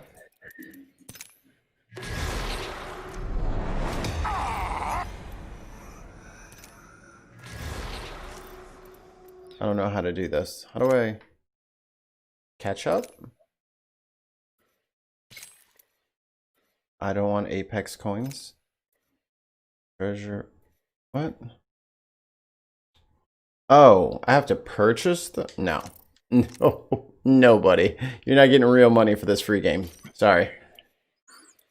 Well, you don't like supporting big corporations that put transactions, microtransactions in their games? I mean, it's fine, but I'm not doing it for Apex. I'm joking. It's I mean, Clash Royale, if they want to give me like a level 8 princess or something, that's one thing. But hey, no. And the thing is, like, I hate when they have like microtransactions that are based on RNG. Like, you can't just say, okay. gotchas. Yeah. Yeah. The gotcha system is so stupid. I can't just sit here and go for... That's like Monster Hunter. I don't know if you ever played Monster Hunter, but that's kind of what drove me away from that game, is because no matter how many monsters you killed, you still had to get that 2 out of 100. Like, you had to get, you know what I mean? Like, the chances of you getting whatever you wanted, despite the fashion in which you did it, it was all based upon random number generation. And I mean, that's fine for some things, for like maybe like shaders or some sort of aesthetic effect, but if I literally can't get the components I need to make my next weapon because I have killed this monster 300 times, but I just haven't rolled a 2 on the D100. Like, that's bullshit. Like, I don't want to play that. It's not fair. And that's why people cheat and start modding and shit. I like games that have a market system. So that like you can buy exactly what you want to buy. Yeah. Or like trade in-game currency for like in-game items. Because I don't mind spending like my XP points to buy something. That's kind of like, I feel like that's worth, you know what I mean? Like, I earn that money so I can spend that money. But don't make me use my in-game shit or even in-game currency or regular currency for a box, which may or may not have what I need in it. Because that's just... Same thing with Mass Effect. Like, it's... You screw the... Oh, this is the new map. It just kind of hurts the fun of the game when I know that there's a chance that I'll never get all the weapons because it's just statistically that hard to get. Yeah. Oh, good landing spot, douchebag. There ain't shit over here.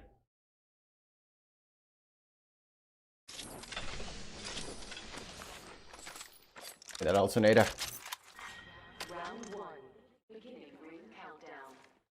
Oh, it's fucking Rat God, that's why. Playing with a fucking rat. Let him go. He's agile for a big boy. Come on. They're not gonna save me anything.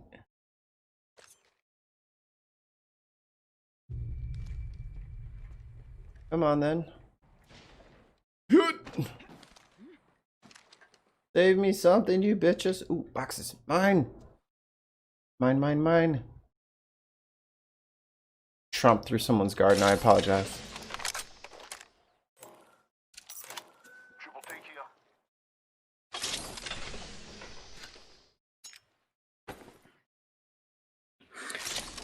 Alright.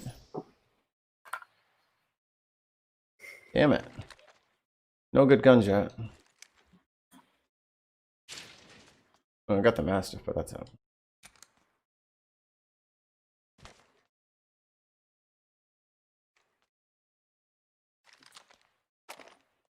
Thank you. Come on, something good.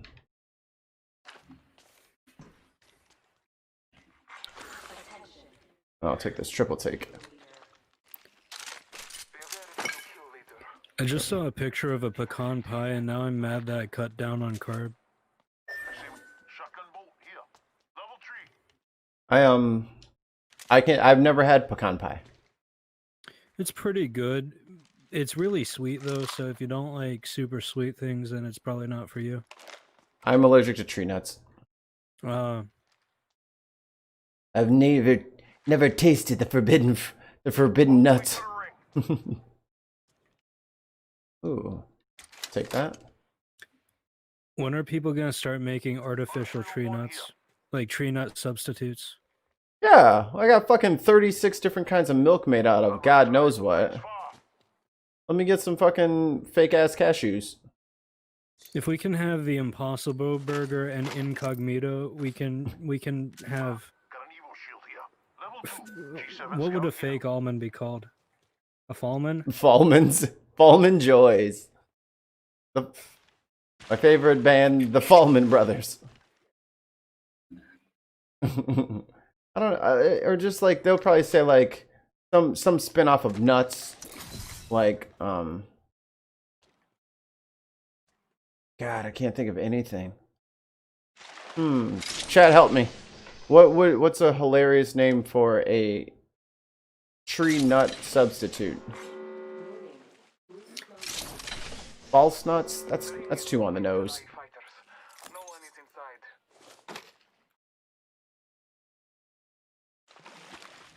I can't believe it's nut almond. There we go. There you go. Nailed it. I knew it was there. I just can't think of it right now.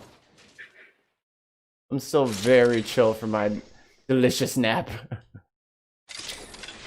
I'm coming down from like being really drunk. I peed out all my alcohol, so like I need to get back on the horse. This a sniper thing? Yours.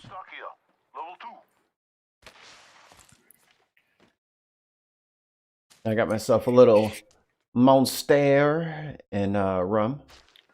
Standard issue.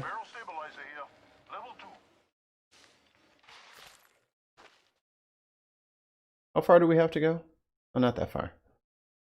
Alright, move your asses, kids. Come on.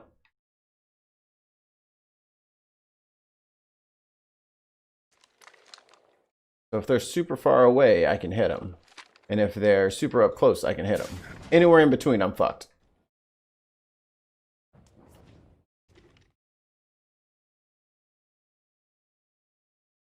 There's nothing in here for me. Crappy ass armor. What this? Ooh, barrel stabilizer? Nope. Damn. Slim pickings around these parts. I need an extended heavy mag.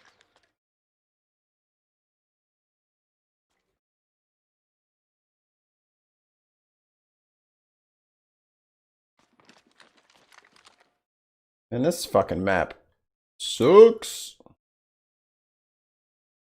Got nothing. Got nothing for the homie.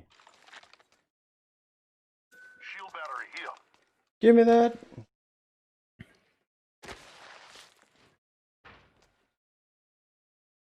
What's this? Energy? Ooh, sniper mag. Take that. What is this?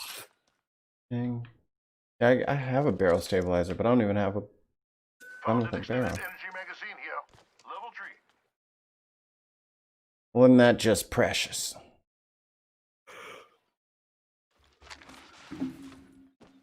So I bought champagne, and I think I'm gonna save it until inauguration day to really earn it. Optics here. Close range. Which is not exactly a victory, but so much as the end of a dark age in this country. For real. It's gonna be, I think it's, I don't know how history will look back on these times. Like they've been, like, there's so much misinformation spread now. I wonder if, even though we were there, it might come out later that he was just the most bullied president, and you know what I mean, like how they spin shit. Yeah. History books about this time period are going to be like the opening to A Tale of Two Cities, except instead of the best of times and worst of times, it was the worst of times. It was the worst of times. Like,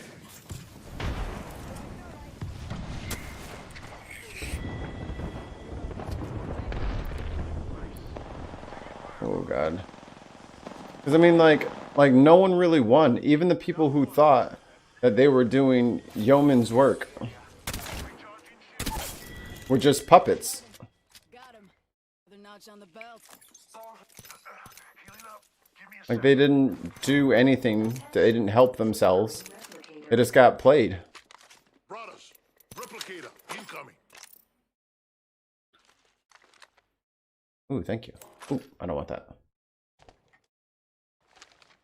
Like it was like I think it was like 4 years of nobody won. Nothing really got done. Weed got legal a couple of places, but that's about it. All the rest of it was just everybody playing defense to stop the end of the world from happening. Like I forget how many times the world almost ended.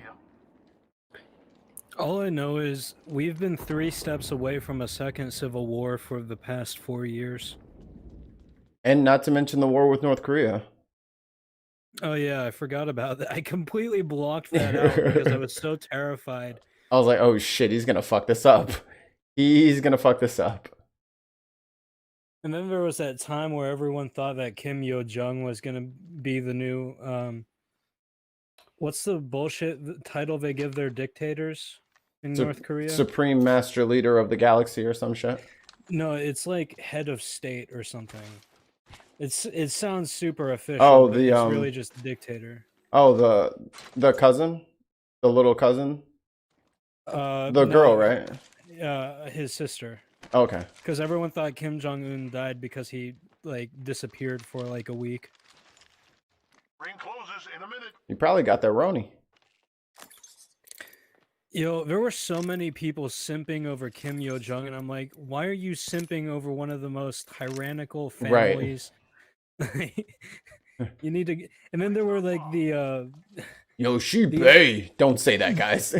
There were the identity politics people who are like, I can't believe North Korea is more progressive than the United States and is gonna have a woman leader before us. It's like, that's not progressive. They're starving.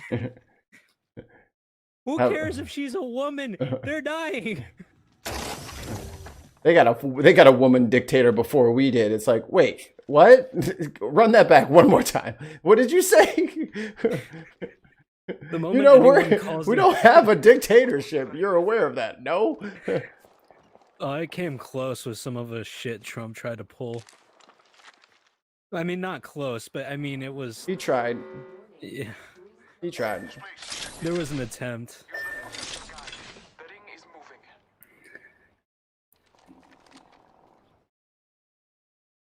Look at I got my little frames per second up there. I like it. Oh, my lag is crazy. Whee! Hey, care package. I love these things. Wait for me, boys. Y'all are for real leaving me, though. For real. Wait.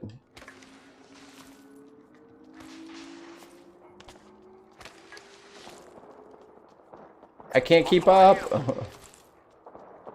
They're just leaving me in the fucking dust. Oh my god, wait for me. If I get fucking shot in the... Marking our surroundings. Reloading.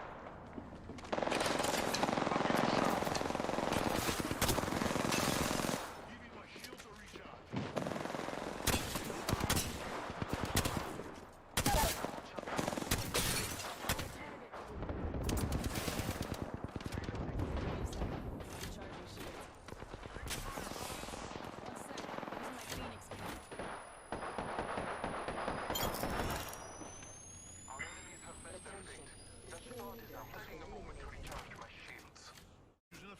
What you got? Ooh. I'm debating if it's worth it to download Apex Legends or not. I know I'm not going to play it often. Standard stock here. Barrel stabilizer here. Level 3. Do you have a external? I don't. Yeah, I wouldn't worry about it then. No, wait, don't they have that Stadia thing is free right now, right? I think it's on Stadia. I have no idea. Only one squad left. It's gonna get loud. Ooh, it's us and one more crew. Hey, we got ourselves a new kill leader. Let's go. The ring is close. There's a minigun?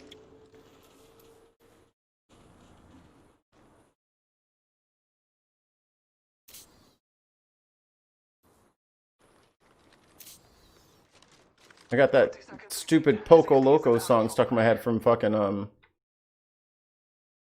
Coco. Did you see that movie? The Pixar film? Yeah. Fucking had me bawling my eyes out. I'm way too sensitive for that shit. I was not prepared. They got my ass. But I loved it. Loved every second of it. Felt like I needed it. Needed I a love good the cry. attention to detail they put in it. Marking our surroundings. Trust in the old boss. Some good news. We're in the next ring. Let's go here. I think Coco is a good example of how CGI can be done right. Yeah. It wasn't too much. Scanning the area. Like, it was never visually noisy, but it was still technically impressive.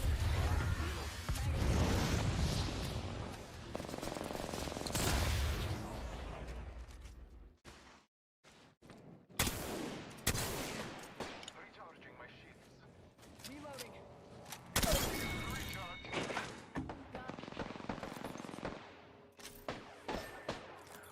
Contact with target. Reloading. Arc star out. Haha. Throwing some cover for my brother.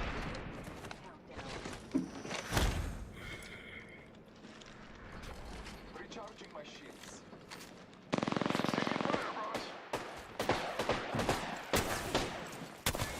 Woo! Champion! Kill leader's dust. That's how we do. Nice. Hey! You are the Apex champions. I fucking won. I'll take it. Hey, and I helped. Yay!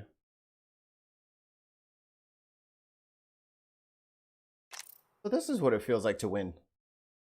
It's weird. I don't trust it. Did they buff Gibraltar? Because last time I played, Gibraltar was like not worth it because of a big hitbox. Ranking up. I don't. Ready for the I next don't one? know.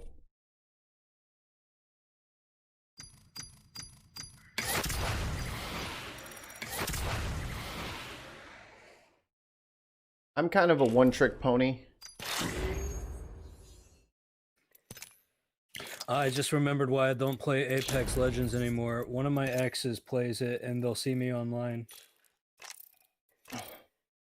Yeah, but you can't let exes ruin like movies, bands, games. Just block Yeah, them. but it's just like, Just block them. Sometimes people just gotta get blocked. if it was, if the game on its own was worth it, like, Yeah. I would block them, but I don't find it to be worth it personally. It's just a bunch of people getting sweaty about a battle royale. All right, I won a game, so I'm gonna fucking switch games now. Going out on top. What game are you gonna play next? I don't know. I got a lot here. Do you have Mordhau? Hooda-hooda-ha? Do you know what Mordhau is? Mordhau? No. It's a team-based sword fighting first-person game. Oh, I hate swords in first person. It's all wonky, and I'd be missing. Get my little ass toasted. You could use a crossbow. Hey, now you're speaking my language. They also have long bows, short bows, recurve bows, ballistas. What's it called? How do you spell it? MORDHAU.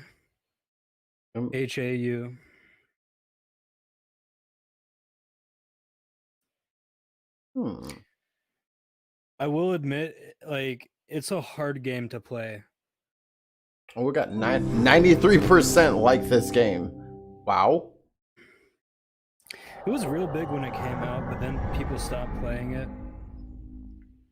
Oh, and the community is toxic as fuck. That's every online community, I feel like. Like, there's very few oases on the internet where it's not just a bunch of hateful fucks. Golly.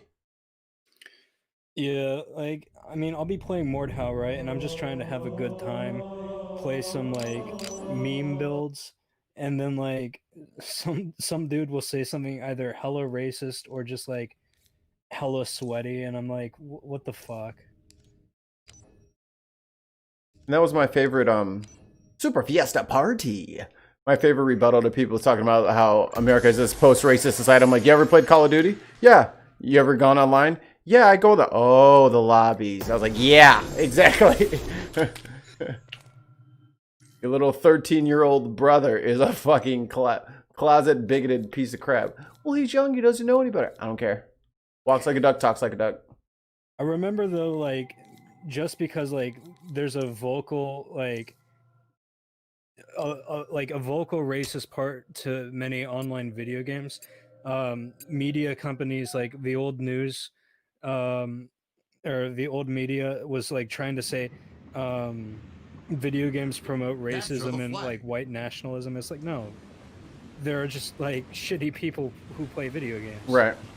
I do remember something about that, about like how people were using online games as their refuge for those things. I was like, that has nothing to do with the game. Oh, this is different. That's something I always hate, is like, for some reason, both the left and the right news media will try to come up with some reason why video games are bad. But they're just not. That's like saying rulers are bad or paper is bad. Like, the right will always say violent video games promote school shootings. The left will always say video games promote white nationalism. And it's just like, y'all are clowns. Muy ridiculoso. Oh, really? They gave me a sword in this? Get out of here. Sir? Coming in here with your gravity hammer? Woo! I have never played a Halo game. Halo is that shit. I have a soft spot for Halo because of it was like the first Xbox game I ever bought, and it was Halo Reach. Like I'm a very late adopter to many things, rock and roll music and video games. Well, especially like FPSs. I never played FPSs. I was a Zelda kid and Mario.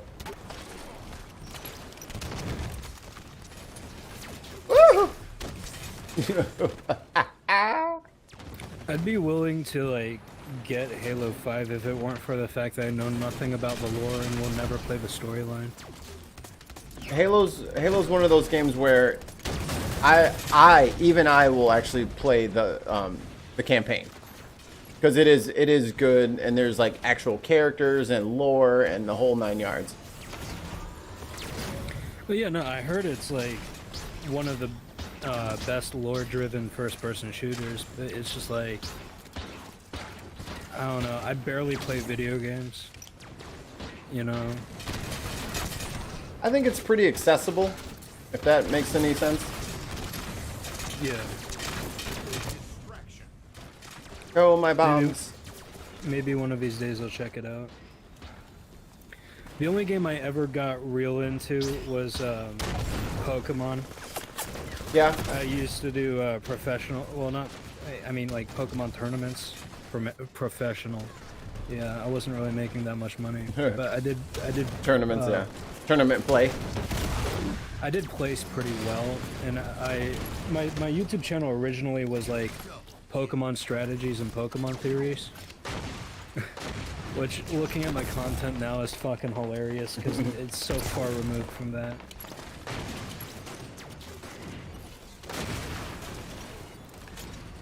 Here we go. Triple kill coming up. Oh god. Oh god. They're shooting back. Oh, I fell off the map. No. Apparently, there's edges to this map. Little pro tip since we're talking about professionals. Oh, that's my face. I would love to go through. I mean, it's been a while since I played a Pokemon. Not gonna even front with you. Oh, look at you up there. The thing about Pokemon is every Pokemon game is the exact same. But I don't know that I'm like a couple generations behind in even knowing the names of the Pokemon. Like I don't even know what most like I still play Pokemon Go on my phone just because it tracks my steps. It lets me know how much of a fit boy I've been that week at work. But I catch shit. I've never I don't know what the fuck that is. Not a clue. Don't even know what it does. Unless you're playing like in tourneys, you really don't know. You don't need to know the meta. And the meta changes every game, so it's not the exact same game, right? But the core concept is the same. And Get to the league. Yeah. They did a sort of soft reboot of the Pokemon games with Sword and Shield, where you couldn't transfer your old Pokemon. So there were a lot of Pokemon that were cut. Now they're adding them from Pokemon Go, so a lot of the Pokemon are being added back in. Okay. But like when the games came out, it was like the smallest Pokedex, like the smallest amount of catchable Pokemon in a game since Red and Blue. So there's okay, so I didn't know that they started cutting back on the Pokemon. Yeah, and like it was a big upset, but it kind of made sense because Omega Ruby Alpha Sapphire, the meta got broken so fast because of this new mechanic they added called Primal Evolution. What is that? Where like there are 3 specific legendaries. It's like Mega I don't know if you know what Mega Evolution is. I started trying to watch the I can't remember which one it was, what the name of the show was, but I was like, you know what, let me go back and start watching Pokemon again, just so I can see what's going on. And then I saw the Blaziken. I was like, what the fuck is that? What is that thing? That's no fucking Squirtle. I can tell you that. Yeah, so Squirtle like, would never. You know how Pokemon evolve, right? Like when they level up or if you use a stone on them, right? Yes. So Mega Evolution is, there are certain Pokemon where if they hold a specific item called a Mega Stone, they can evolve again, but it's temporary. And it's only able to be used once per battle on one Pokemon. And so, but then there was, in Omega Ruby Alpha Sapphire, 2 legendaries got what is basically a Mega Evolution, where if they hold a stone, they can do the thing. Then there's Mega Rayquaza, which is the 3rd legendary who got a Mega Evolution, who doesn't need to hold anything. So you can put like a battle item on it and have it Mega Evolve, and it's just broken. And the stats, it was like the... That's that green and red dragon thing, right? Yeah. And its stats were, like, I think the highest base stat of any Pokemon if you had perfect IVs and perfect EVs. IVs and EVs are meta shit that you don't need to know, but they're basically independent values that are affected by different things that make your Pokemon stronger. Like, some of it's randomly generated. Some of it, like, it depends on which Pokemon you defeat with that Pokemon. Okay. Oh god, this is bringing me back to a terrible point in time when I knew so much like useless shit about this game that nobody cares about anymore. Yeah, no, so there's like so many things that go into the meta of Pokemon, but Mega Rayquaza just basically destroyed the meta. And if you didn't run Mega Rayquaza on your professional team, Clip that! then Sorry, I just got a fucking extermination and fucking a husky raid. Get the fuck out of here. What a No, fucking it's all grenade good. launcher. That's awesome. So what's in so I've seen because I'm in the what's it called little groups like the like Pokemon Go Chicago or whatever on Facebook or whatever. And they talk about IVs and stuff like that. And you're saying like if certain Pokemon have a certain IV, then they're more or less stronger, better than any other one or standard issue or whatever. With IVs, if I remember correctly, let me look up exact Pokemon IV. I need to remember the exact number. It's been like a hot minute since I've okay, this is Pokemon Go IVs, which is different than normal IVs. Well, what was it in IV the stands for individual value, by the way. Okay. Let me look up. And gobble gobble, all you people watching. All three of yous.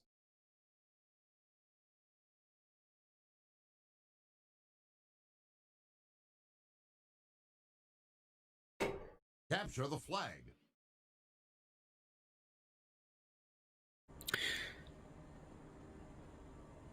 I'm trying to remember the highest IV.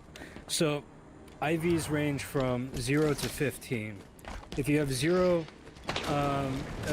IV in one stat, then there's no IV bonus to it. If you have 15, then I forget what. Ooh. There's like a really complex equation that tells you the end result, but you want all 15s. Right. Ooh. And the way you would do that in a Pokemon game is you would have to breed 2 Pokemon with certain IVs to try to get a Pokemon that has like perfect IVs, right? And you do that with held items like the Destiny Knot and the Everstone. Breed? Yeah, there's Pokemon breeding. Only the same to same, right? You can't have like a Charizard Blastoise. So there's actually a thing called egg groups, and it lists all the different Pokemon that can breed with each other.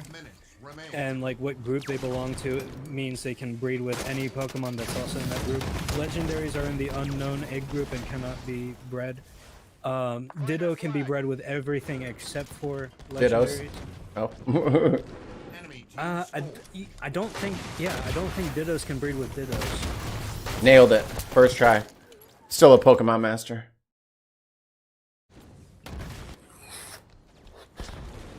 So yeah, you're gonna be like, if you're playing the game right, you're gonna be spending like hours just to get a single Pokemon to have perfect IVs, and then you're gonna be spending forever to make sure that it has perfect EVs, which are determined by what Pokemon you defeat.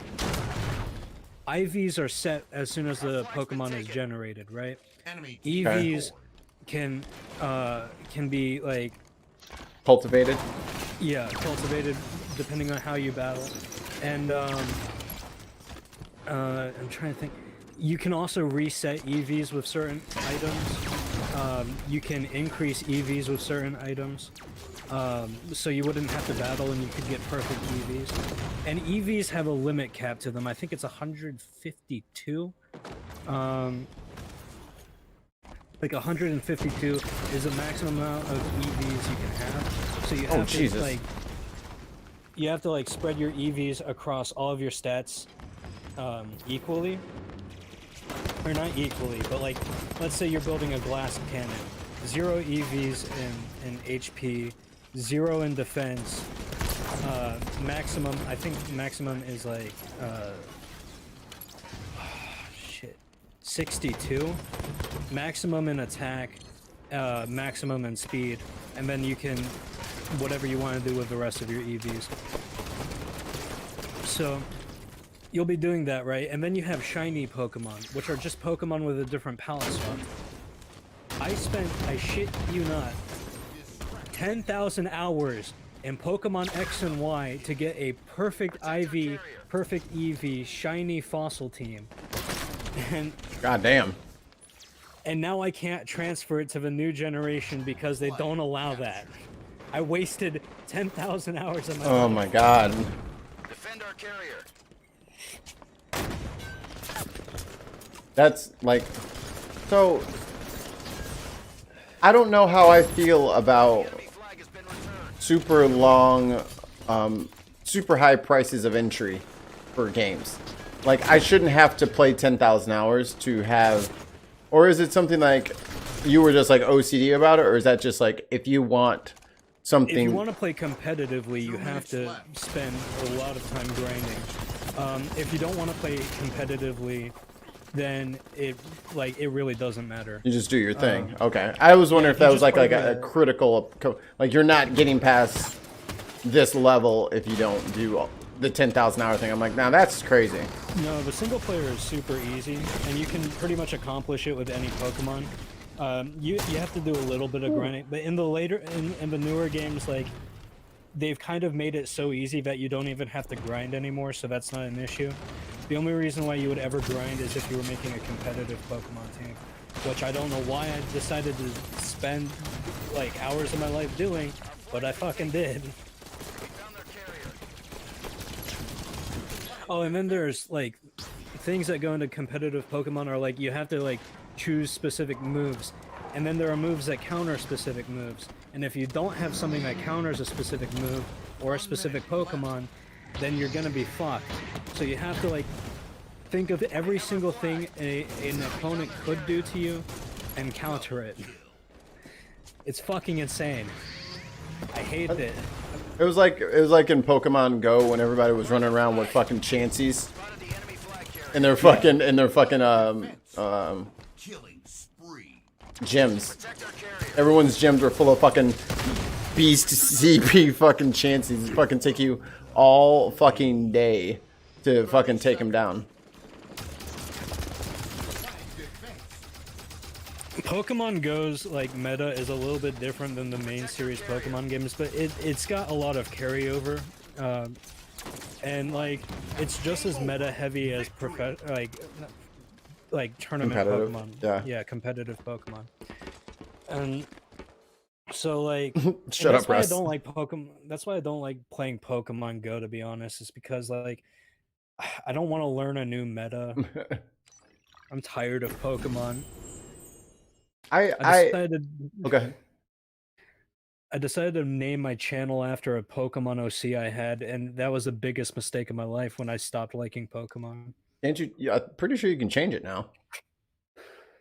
Yeah, but it's literally so engrossed into my brand. Like people just know me as Undead Meowth, even though I changed my name to Dead City. People still call me Undead Meowth, and I'm like, fuck you. Yeah. IV isn't intravenous. Shut up, Russ. Shut up.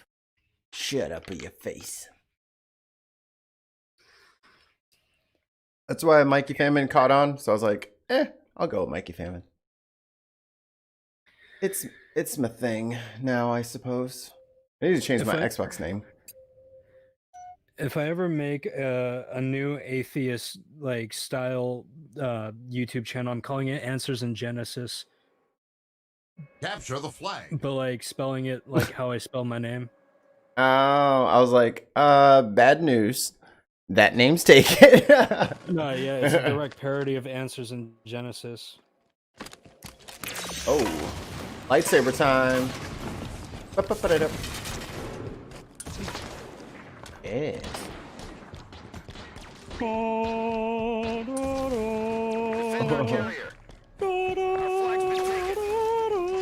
Don't do it, Anakin. I have the high ground. Oh, got him in the air. Flag capture. We got to play that in middle school. Hacha! middle school band, and it was like the greatest day ever when we opened up the music. Oh, shotgun in my face. When I got the music folders and we flipped them open, and there was fucking Duel of the Fates in there, and I was like, no way. People hate the prequels, but it had some of the best fight choreography and music. I agree. The lightsaber duel on Mustafar is probably one of the best choreographed sword fighting scenes. Oh, on the lava, what's it called thing? Yeah, the lava planet. When it's Obi-Wan and Anakin just like fighting it out. And then you look at something like The Last Jedi, right? Or like I can't even remember the name of the Disney movies. Wait. Force Awakens. Force Awakens, Last Jedi, then it's Rise of Skywalker. So, have you seen a fight breakdown of the final battle in The Last Jedi? Mm-mm. They digitally remove a knife in the middle of a scene from an actor's hand because they realized, you know, why wouldn't he just stab her at this very opportune moment? It's so bad. Come here, you. Disney Star Wars movies suck. The enemy flag has been returned. I mean, I went in with very low expectations because my love of film and my love of fantasy over the last decade has been just so hurt. Because I remember being like too young to see The Matrix for the first time, and I thought my fucking head was gonna fucking explode. And I'm like, it's gonna get better from here? Fuck yeah. And joke's on you, it just got worse. Like The Matrix, and then Lord of the Rings became a thing, and then the Hellboy movies. I was like, yo, movies are my jam. And then like there was all like the super edgy dark stuff like fucking Fight Club and Requiem, and I'm like, oh my god, dude, I fucking love fucking movies are my shit. Cinderella Man came out, A Beautiful Mind, like every genre was firing on all cylinders. That is not the case anymore. It hasn't been forever. There's the rare good movie like Joker or Once Upon a Time in Hollywood. Yeah. But like the rest of them are just, they're trying too hard to be visually stunning. Yeah. And like, or they're trying too hard to be like too deep, if that makes sense. Yeah, I get that. I'm trying to remember what movie I was like recently very disappointed in. Oh, I really liked Upgrade, but then I saw Venom, and I was like, this is just a worse Upgrade. And you know what? I'm speaking ill on films, but I think there has been a lot of good TV that's come out in like the last 6 or 7 years. Because like, did you see Carnival Row on Amazon? I haven't. It's Legolas. What's it? Orlando Bloom. Orlando Bloom. It's got Orlando Bloom in it. It's an Amazon whatever they call it, not exclusive, but they're original or whatever their branding Amazon, for that. Amazon Prime original. I think it's original, right? Something like that. And it's literally like fantasy steampunk, but done in 2019 or 18 or whatever. Like it looks spectacular, and it's got a good story, and the cast is all amazing. I like Orlando Bloom when he's not trying to like be like the bubbly weird dude. Like when he's just kind of like a dark brooding type, it works out perfectly. And that's his character, and it's so. Or let me type that in the chat. If you guys haven't seen it, go check out on Amazon Carnival Row. So you got fairies, you got demons, people got wings, and then it's all steampunk. It's all very Victorian, but it's like Victorian with magic, with the brass and the whole. It's great show. And then I'll check it out. what's it called? The Boys is amazing. The Boys was good. The Boys was really good. So I like how shows are getting a bigger budget to do shit with. At the same time, I wish like movies like could be more like shows, if that makes sense. Enemy has the ball. oh goddamn. Yeah.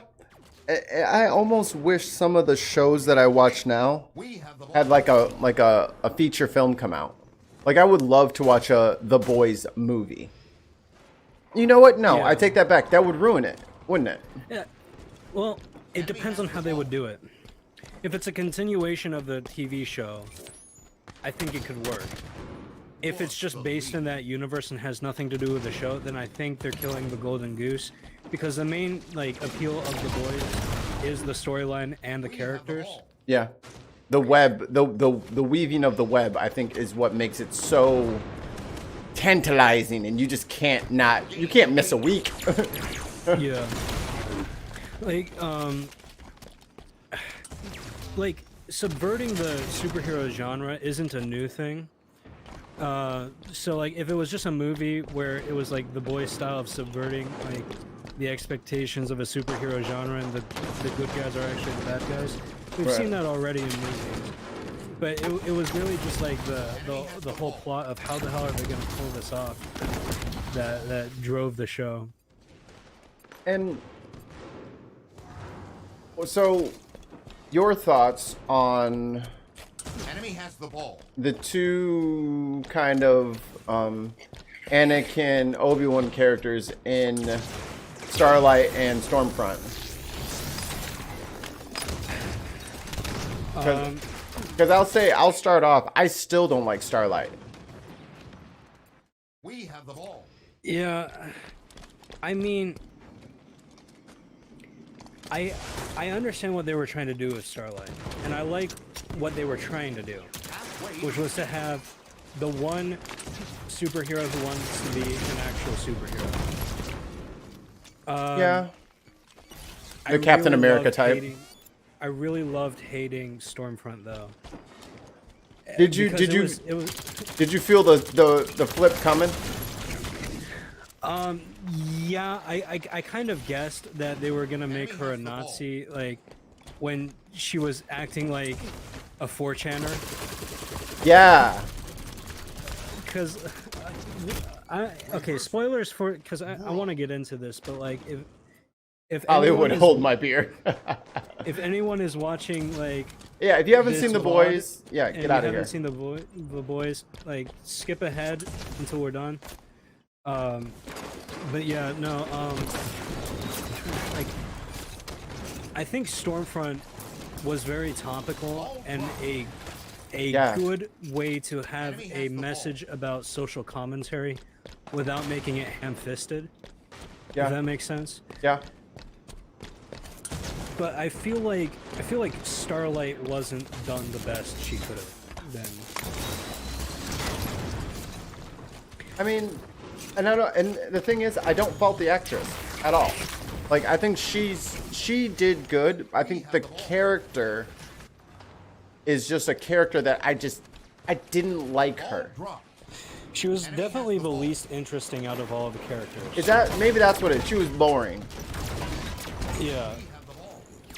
And like, I mean, I can understand wanting to have like one character who stands up for justice when like everyone around her is, you know, like killing random people or causing collateral damage for no reason. But at the same time, like, do it in a less... I feel like Stormfront wasn't ham-fisted, Starlight was, if that makes sense. Yeah, because, I mean, you have all these crazy superpowers. And then the first thing you do is... see, now I sound like the bad guy. It's like the whole thing with the Deep in like episode 1. We're talking about The Boys, the Amazon show, Russ. It's like, how does that happen to her? Yeah, I mean, she's this beacon of, you know what I'm saying? But it's like, I guess it could, and that's why they showed it that way, because that's how it happens in real life. But it's like, really? You could have literally shot this motherfucker across the room and just ended him. He's out. He's in the middle of a city. There's no fucking whales coming to come save his ass. You could have fucked him up. I don't know. I guess that's part of her innocence. I don't know. It just pissed me off. It's hard to make a commentary about the powerless that some women feel in the workplace when you have an not all powerful, but a really freaking powerful female character being put in that situation. I'm not gonna say the word because Susan Wojcicki's probably gonna like yeet me. But it's like, you're a fucking superhero. Like, you lift cars. That part just felt weird to me. Not that, like you said, not that is not a ongoing problem in workplaces. Not saying that in the slightest. But for anybody that I would think, it would be the girl who, I don't know, kills innocent civilians on accident. Maybe you could have killed the Deep earlier in the show, but I guess she was too pure at that point. So I actually kind of like the Deep's character growth. I love his singing gills, voiced by one Patton Oswalt, if you didn't catch that. It was fucking great. But like,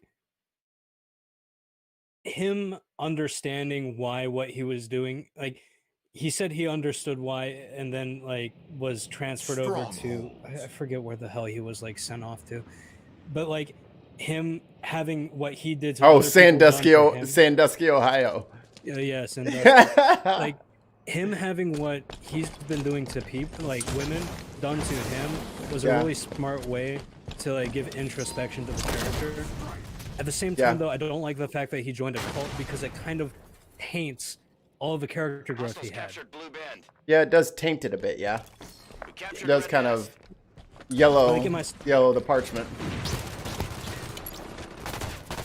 Yeah, like, am I supposed to root for a character who is understanding his mistakes, or am I like supposed to boo a Scientologist who's getting swept up into something that's obviously a scam? You know, and it's like, and I'm not saying I like the character of the Deep. The character of the Deep is a piece of shit, but I like his character. Fair enough. And I think I don't know that actor's name, but I think he played it just right, because I could see that he kind of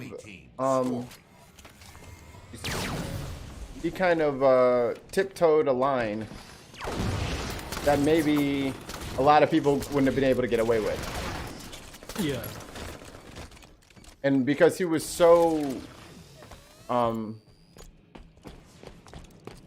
pompous before, so that when he came out to us again in the next season broken and just weeping and having his fucking trip and arguing with his gills about how ugly it is, it's like, okay, now I believe you.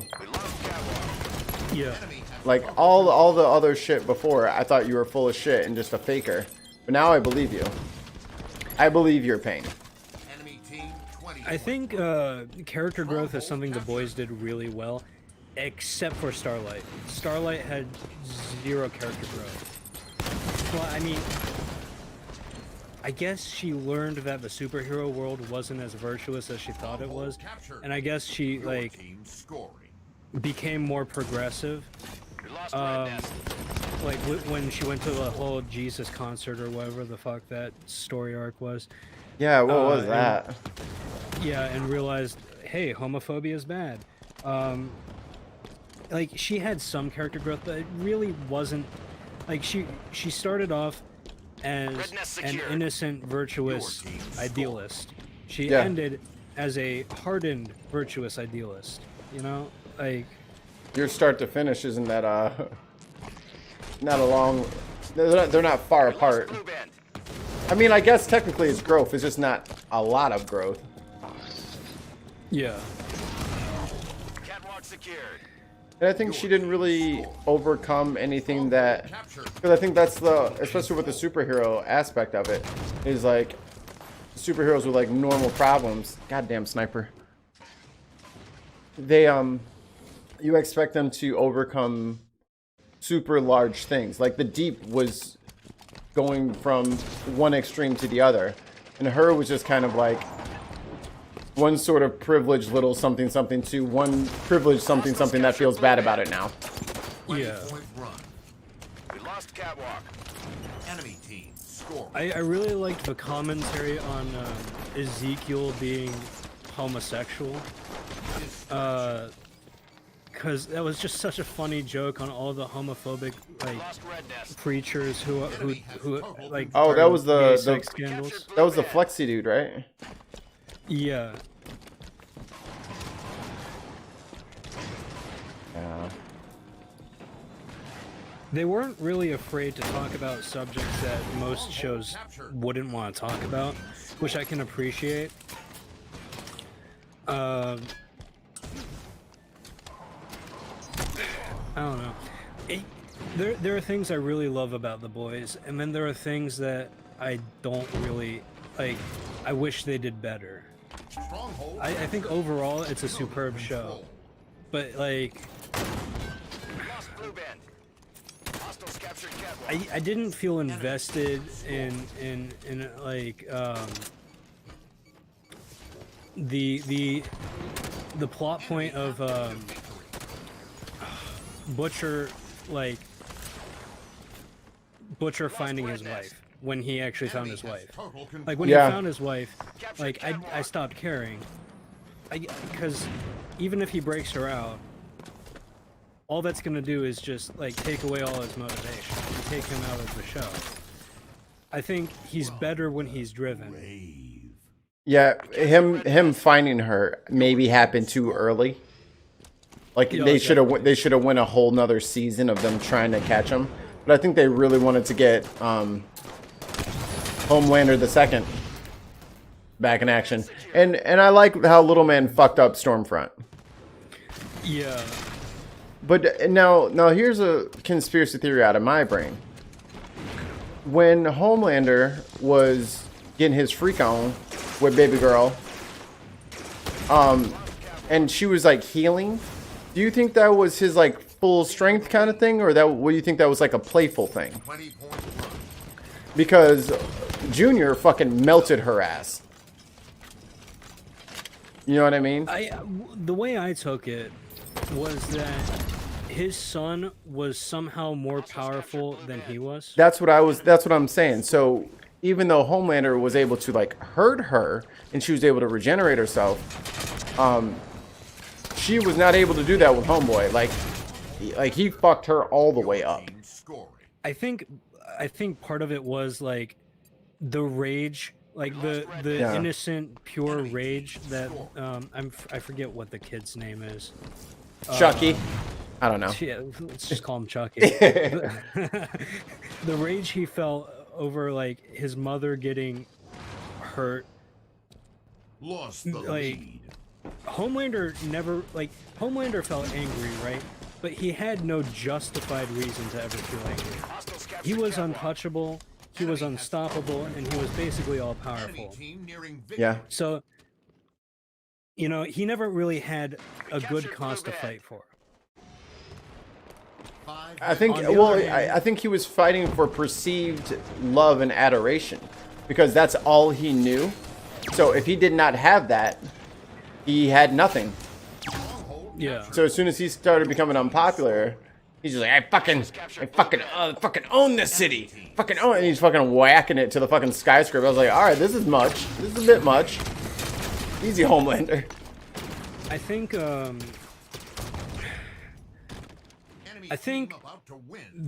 Homelander is kind of a good example of unchecked bipolar depression, if that makes sense. Well, because at some points he'll switch moods instantaneously over the littlest things, and I recognize myself a lot in Homelander back before I took medication, where I would flip on a dime over the stupidest reason, right? Yeah. And I don't know if that's what they were trying to do, but if it wasn't and they just pulled it off, I can respect it. Maybe I'm misreading the character.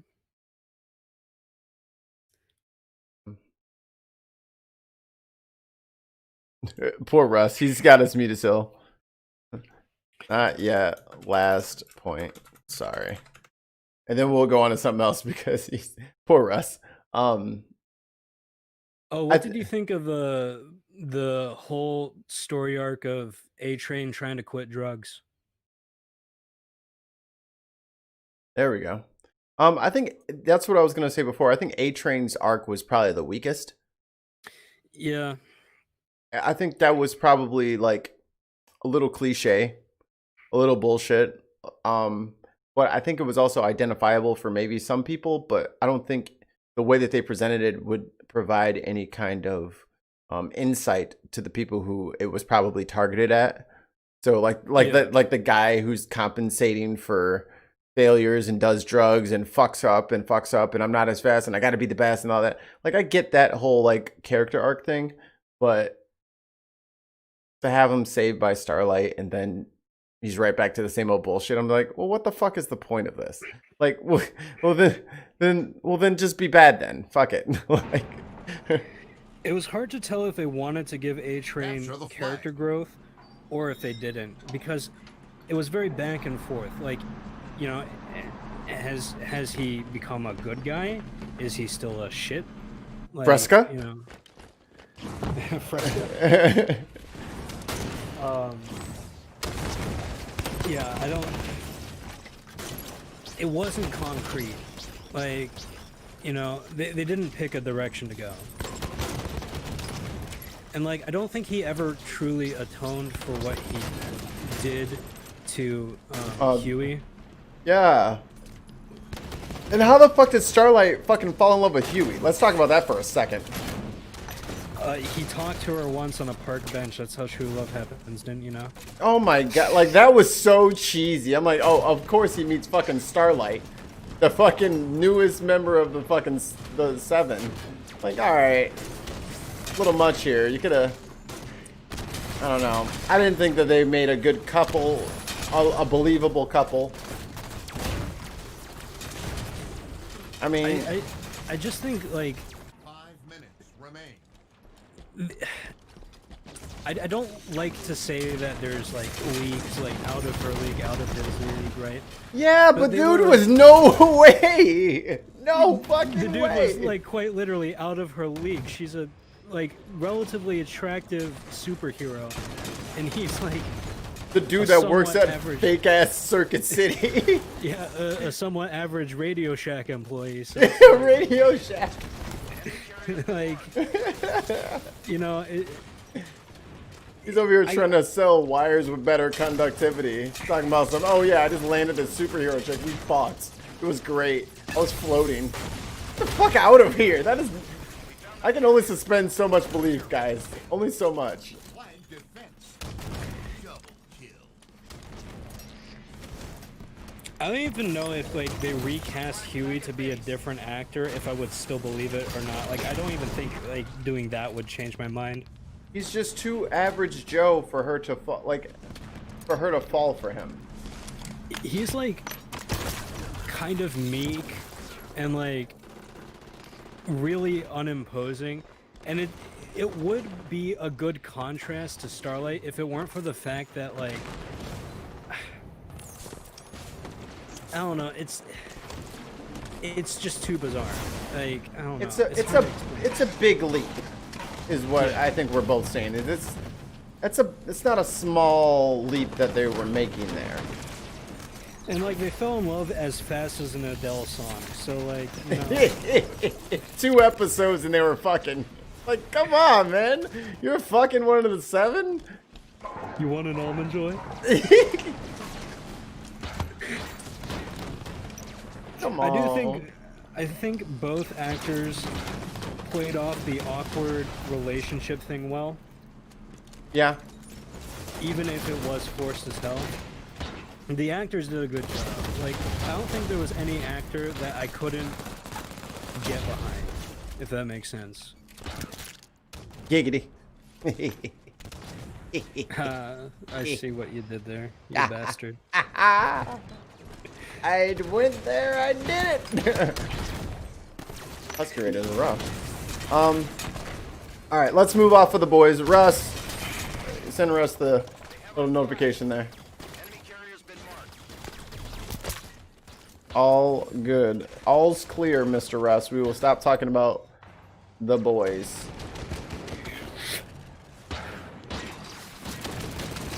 So when Homelander turned himself into a spaceship, I could not believe. No, I'm just kidding, Russ. That didn't happen. Yeah, like how the hell did that? Like who was on crack when they wrote that? Yeah, and the fact that Homelander actually is Megatron. Who'd have guessed? I can't believe A-Train is actually Martin Luther King. Oh, fuck. That was a shit joke. Martin Luther King's vice of choice was women, not crack or whatever the fuck he was doing. What the? Never mind. Anyway, we're still talking about it. We have to stop talking about it. Let me think. So, gotcha. Come on. Come on, get these sniper bullets while they're hot. Going back to like what originally started on the boys, though, like I think TV shows. Oh, right. Are more filmically like good than a lot of movies that come out, and I think like there are examples of filmically good movies that Is that a word nowadays? Yeah, filmically is like the technical aspects of a film. So the cinematography, the writing, the acting. Oh, like if I said like something's musically solid. Yeah. Okay, gotcha. You know, it's the technical aspects of film. Like there are examples of filmically good movies, but I think TV shows and like streaming shows are somehow pulling through to be generally more better. And there are examples of shit shows, right? But like we're seeing this weird flip on its head where they're finally giving TV shows a big budget to work with, right? I think the best example is The Mandalorian, which I don't want to get into because I haven't seen the last episode yet. Okay. We can talk about first season. Russ, are you caught up on Mandalorian? I think so. I think we talked about Mandalorian already. I'm gonna wait for his response just to make sure. Just in case. Before he's like, God damn it, guys!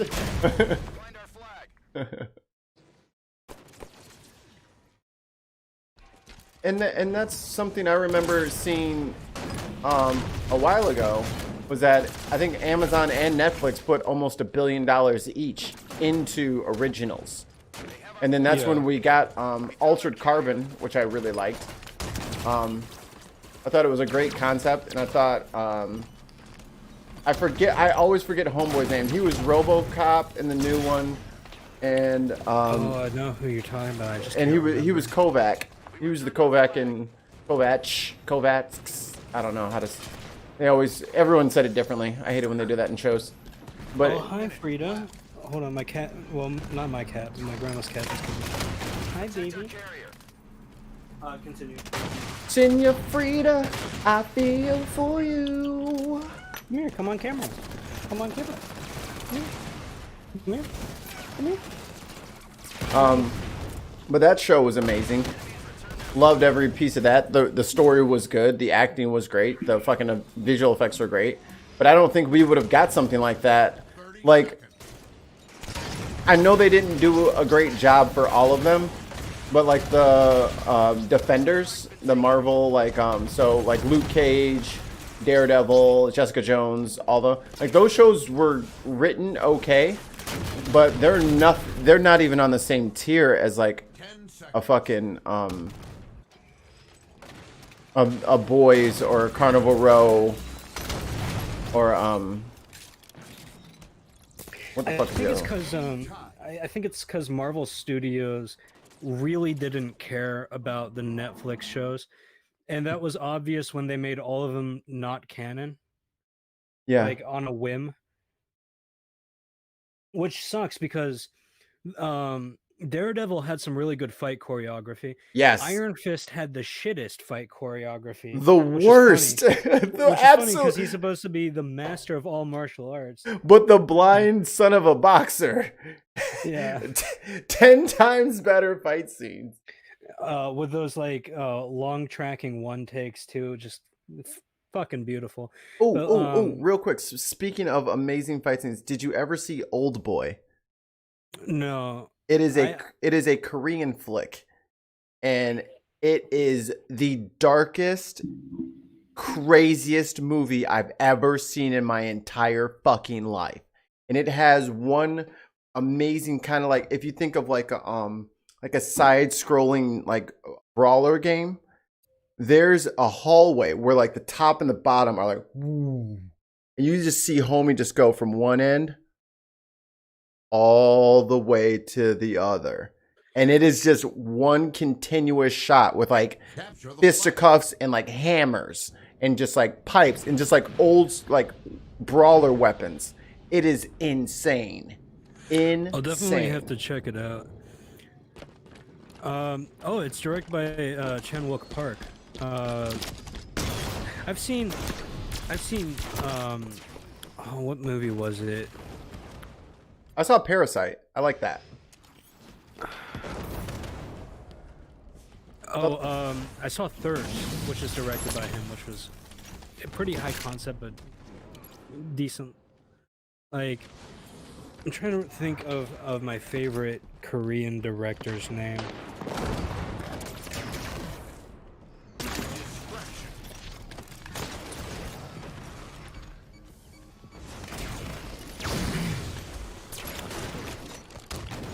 Bong Joon-ho. He directed a movie called The Host. Oh, okay. I remember hearing about that. I never watched it. It's a really good monster movie that explains why South Korea really hates the United States. 5 minutes remain. Because there's a lot of allusions to things.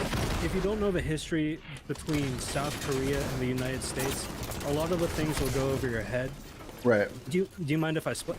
It's like from 2006. I don't think anyone's gonna watch it.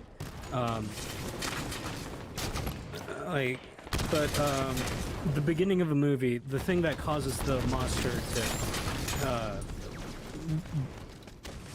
Monsterize? yeah, the thing that causes like the monster to mutate, right? An American scientist tells a Korean understudy of his to start dumping formaldehyde in the trying to remember which river it is. I suck at Korean. Like I can't remember Korean names of things. There's a river that How dare you? There's this river that they dump a bunch of formaldehyde in. That's something that happened in the real world. We forced Koreans to dump a metric fuck ton of formaldehyde into a very like important river system, which people use to fish and get food for themselves, just because the formaldehyde wasn't labeled properly. Or no, it was because it collected dust.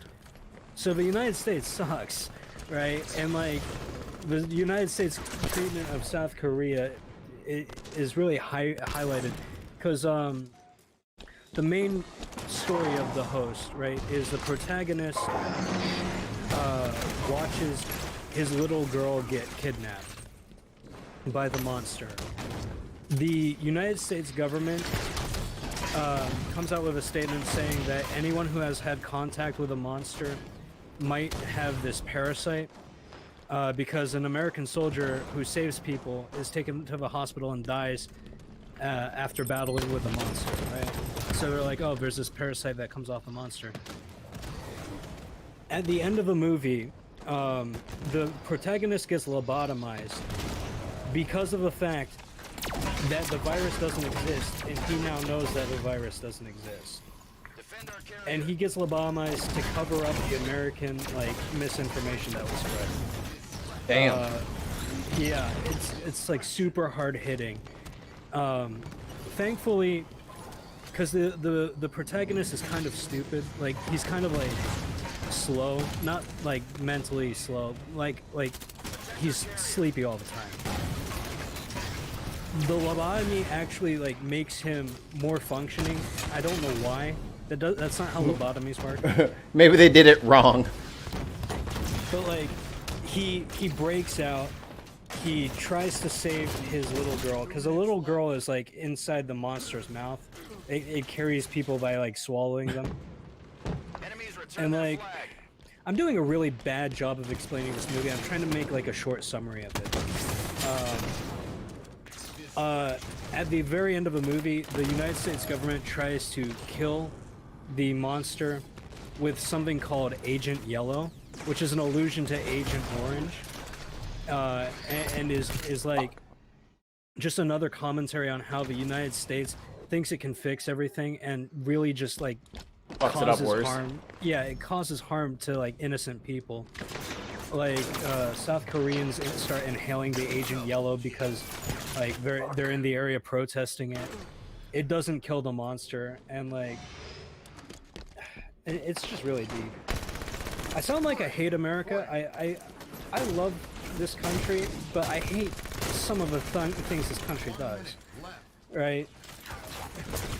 And I constantly get accused of, if you don't like it, why don't you go somewhere else?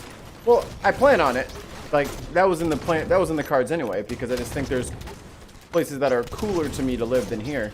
But it doesn't, I think the claim that because someone criticizes the country that they live in, that isn't a direct, oh, you hate that country.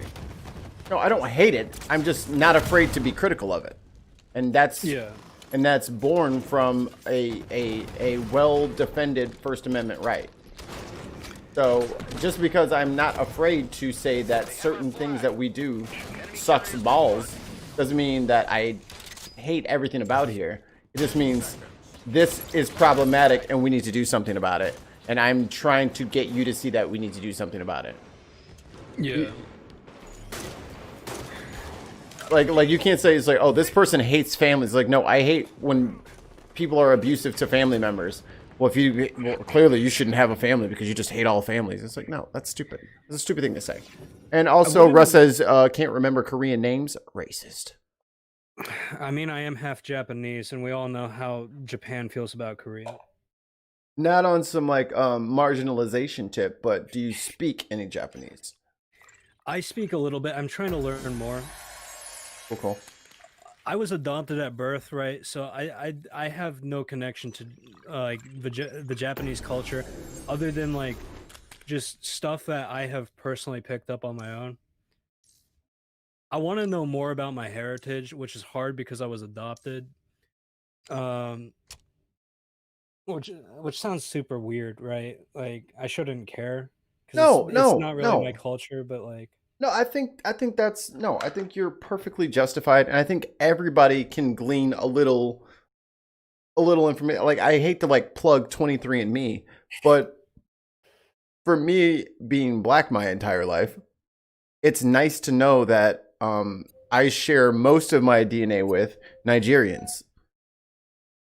Oh, so then I have somewhere to look back to, because if your past is nothing but like torture, slavery, murder, bullshit, I'm not jumping on the American bandwagon. I'm like, well, I'm an African American, blah, blah, blah. And it's like, no, I'm a descendant of slaves who originated from Nigeria and Congo Republic. Like, that's a much cooler, more insightful answer than I'm just American. Like, this place isn't that old. Like, my family's older than this fucking place that we're from.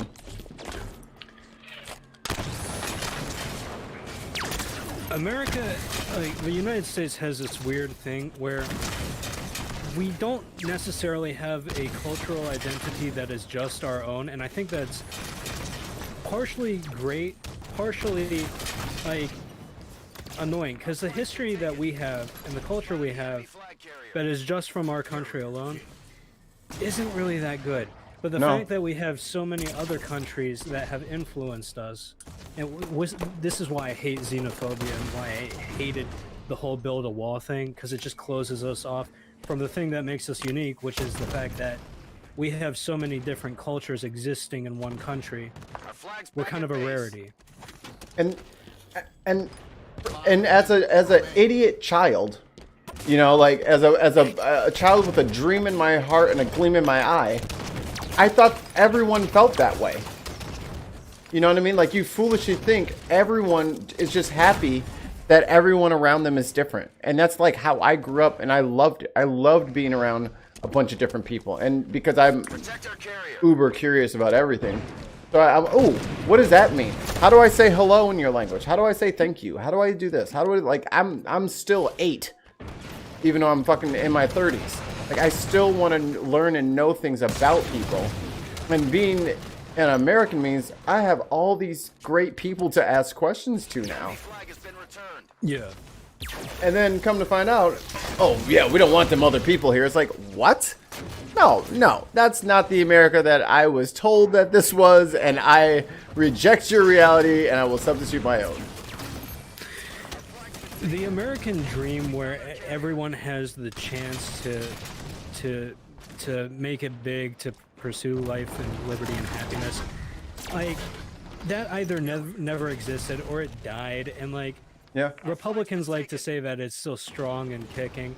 We all know that we're just a bunch of xenophobic assholes. I mean, not all of us, yeah, obviously, right? But like, you know what I mean. Like, us as a country, pretty hot take. Well, I mean, I don't know why we gave up on the melting pot thing. Well, actually, I take that back. I hate the melting pot thing. The melting pot thing is very dismissive to people's individual cultures. They want you to forget about, like, that's that I don't want to press 1 for English shit. And I think that's kind of been like a co-opting of the melting pot kind of thing that we all grew up with. But it kind of rings true, because I like, jambalaya is a better illustration, I guess, where every ingredient is different and every ingredient is important. And jambalaya is not jambalaya if everything is what it is. The different parts make it what it is. Yeah. But now they just want everything to just be like chili, where everything's just like boiled down into the same bullshit. And it's like, well, then what's the point of me being from somewhere else? What's the point of me having a heritage? What's the point of... I'm trying to think of the exact, like, term for the people who are like conformists. Yeah. Like people who want everyone to conform to the stereotypical image of an American, which is like a white middle class, non-bilingual, like monolingual, like person, right? And I made a new rule for arguing with racist people, is like, I won't argue with them if they've never left the United States. I'm like, you don't even know. You don't. Racist people. I was like, you don't even know what you're missing. Like, you literally have no idea what you're missing. Like, you don't listen to any music from any other cultures. You don't eat their food. Well, you eat Taco Bell, and you consider that Mexican. And you eat Chinese food from the restaurant down the street. And that's the extent of your cultural excursions. Like, you don't speak any languages. You don't travel anywhere. You're kind of, I don't know. They're like, I feel like it's enough of the racist uncles bred and taught their kids never leave, never go anywhere. You're in the best place already, so there's no need for you to go anywhere else. And that's probably one of the most dangerous things to tell kids is you're already at the best place. No need to look any further. I think Taco Bell is a great analog for the United States, because we like to think that Tex-Mex is diverse, but it's really not. If that makes sense. Like, I don't know if what I'm yeah. Like, it's appropriative. And I hate saying cultural appropriation. I feel like a lot of times when that's thrown around, it's used to describe cultural appreciation. But like when? Like, what do you mean? So like, if someone really likes Asian food, but like eats it with a fork, right? For example, this is like just an example I've seen like a long ass time ago.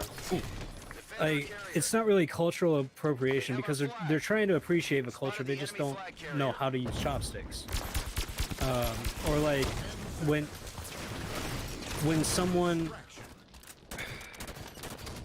my girlfriend used to have dreadlocks, right? Oh, there you go. And she's the whitest, like, she's like genetically the whitest person. Her family comes from Poland. Yeah. People used to say that it was cultural appropriation she had bright pink dreadlocks too. It's not like she was trying to, like, you know, copy Afro Antilli like dreadlocks. I think, and she wasn't like, she's not racist, right? She's the most respectable person because she's polite to everyone, and she really doesn't give a shit what race you are, right? She doesn't give a shit about anything about you. Like, you could be gay, straight, bisexual, trans, you could be black, Hispanic, Asian. She's fine with you, you know, because she just gets along with everyone. I think her having dreadlocks isn't cultural appropriation. I think it's more appreciative, if anything. So my issue with the dreadlocks thing is, if the culture, if you appreciate a certain culture, then do the due diligence and learn about that culture, and then think about what your actions, how your actions would make people of that culture feel. I've never seen, because there's tons of white people in Jamaica. None of them have locks. That should let you know that the Rastafari community and all of the islanders, they don't appreciate that because they've been downtrodden for 1,000 million years and treated like shit and told that they're unprofessional and they need to cut their locks or else they can't have jobs. And like, I would love to have locks. Like, I planned on doing it a few years ago, and then I did a little research. It's still in America not illegal for a job to discriminate against me based on my hairstyle. Like, they can tell me my hair is, even though it's culturally accurate, yeah, I can't wear that hairstyle because it's been deemed unprofessional. I hate when people call dreadlocks unclean. It's just like the most... It's ignorant because... Painfully, like, ignorant... Yeah, it's the most painfully ignorant thing to say. Because, you know, there's ways to take care of dreadlocks. They make dry shampoo specifically for hairstyles like that.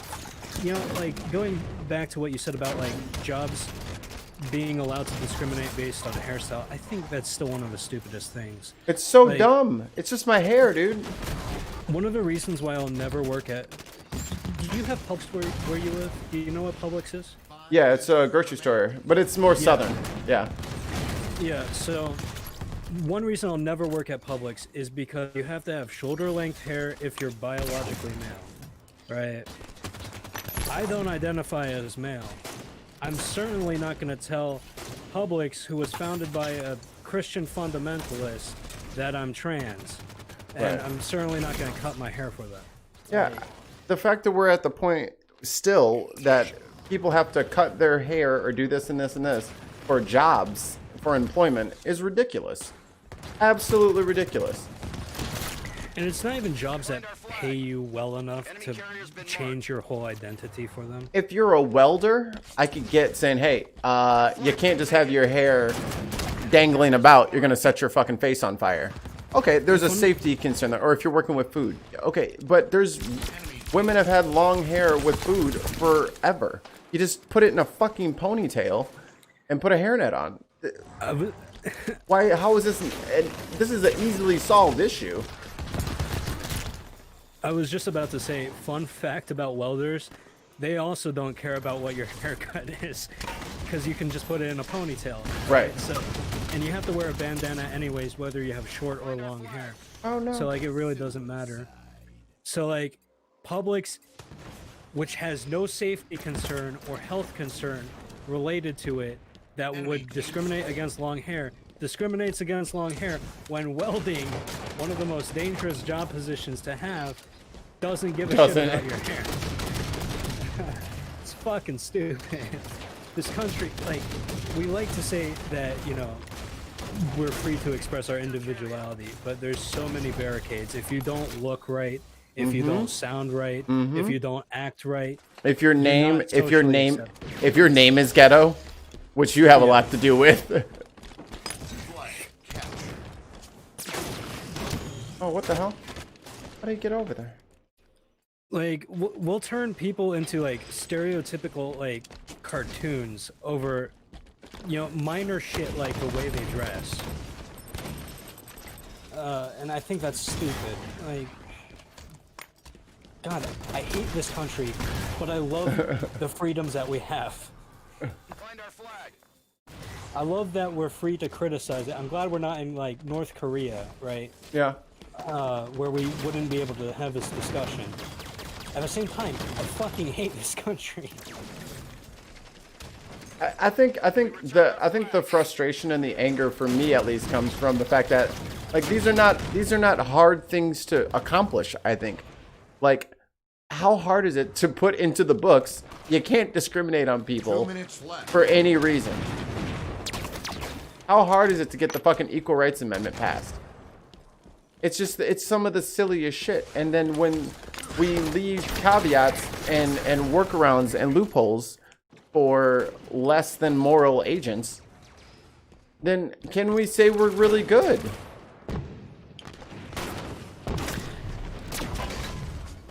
If we keep letting the bad people win,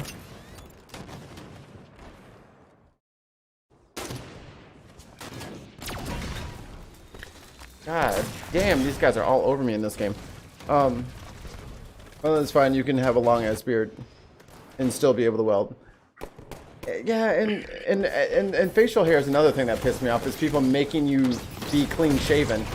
Well, I'm black. I have curly hair. All of my only hair on me that is not curly is my eyelashes. Well, no, my eyelashes are curly too. Eyebrows maybe, 1 minute left. but all of my hair is curly. So if you have fucking under neck, under here, and then on your face, if that shit's all curly and you're trying to shave that shit every day, oh, you're fucked. You're gonna be broke out like a motherfucker.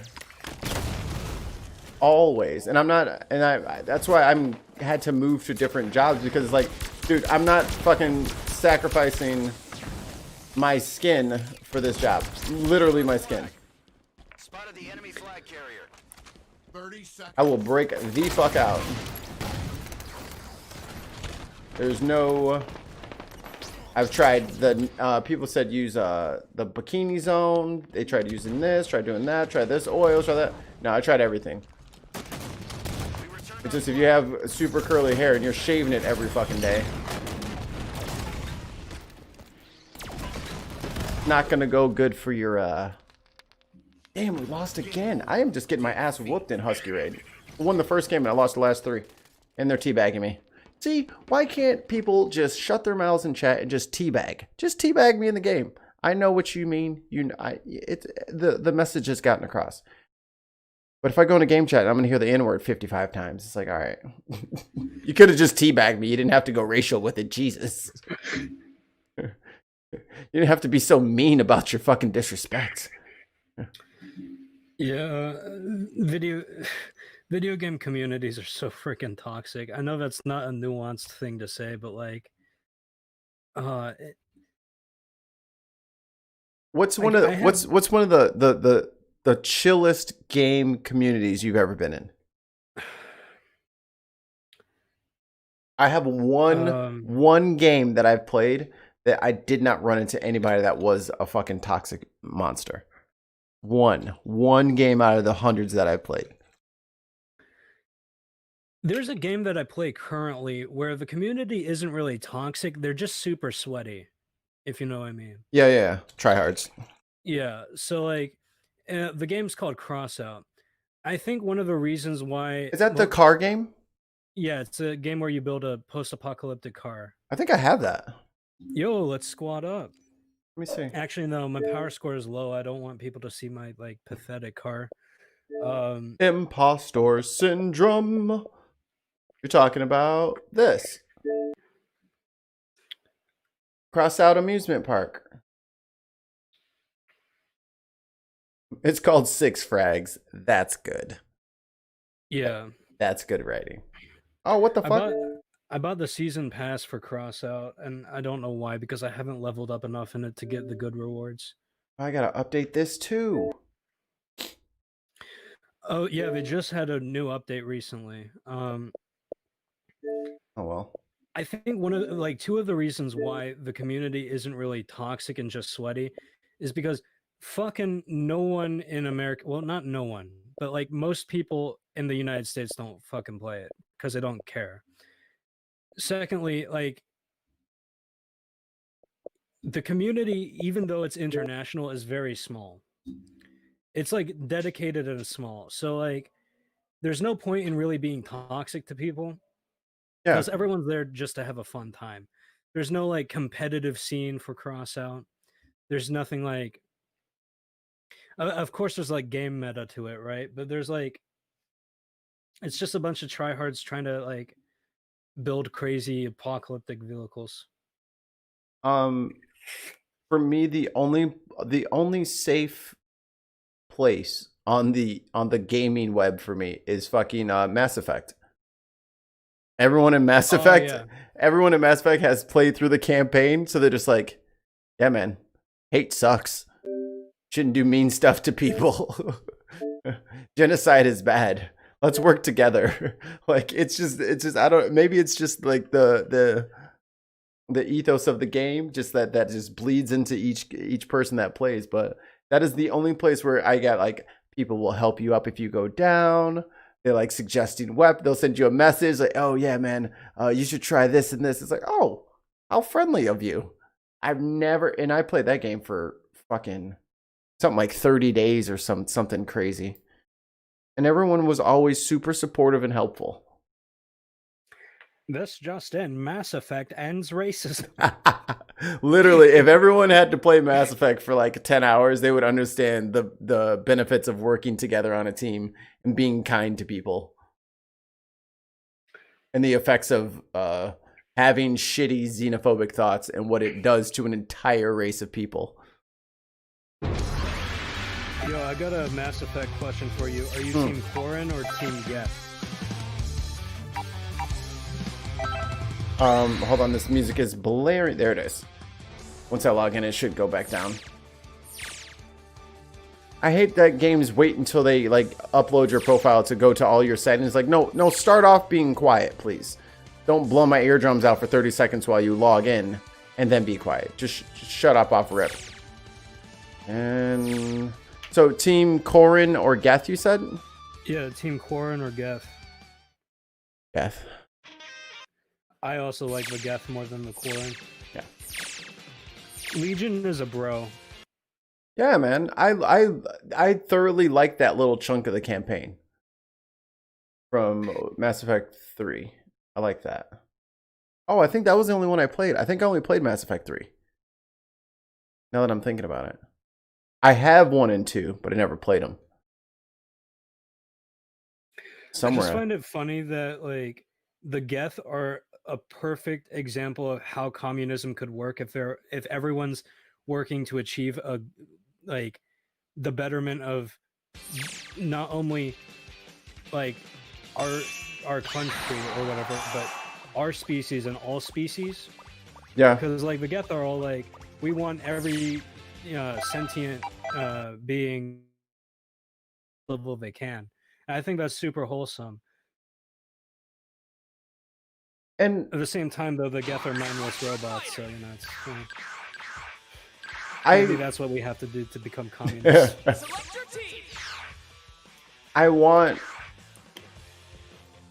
think everybody kind of like has in their head what a utopia, like how, like in all of our heads, a utopia is so easy to achieve, right? Like everyone just be nice to other people, duh, and then you have a utopia. But I think the Geths kind of have a there we go. Have a don't they have like a hive mind almost? So it's one AI core that not really like it does. The Geth aren't being controlled, and they're not all synced together, right? Right. But each Geth is a piece of the AI core. So like, and I think Legion has the most pieces of the AI core out of all of the Geth, but that's why the Geth don't usually speak. Each Geth is an individual, but together they are one, if that makes sense. Yes.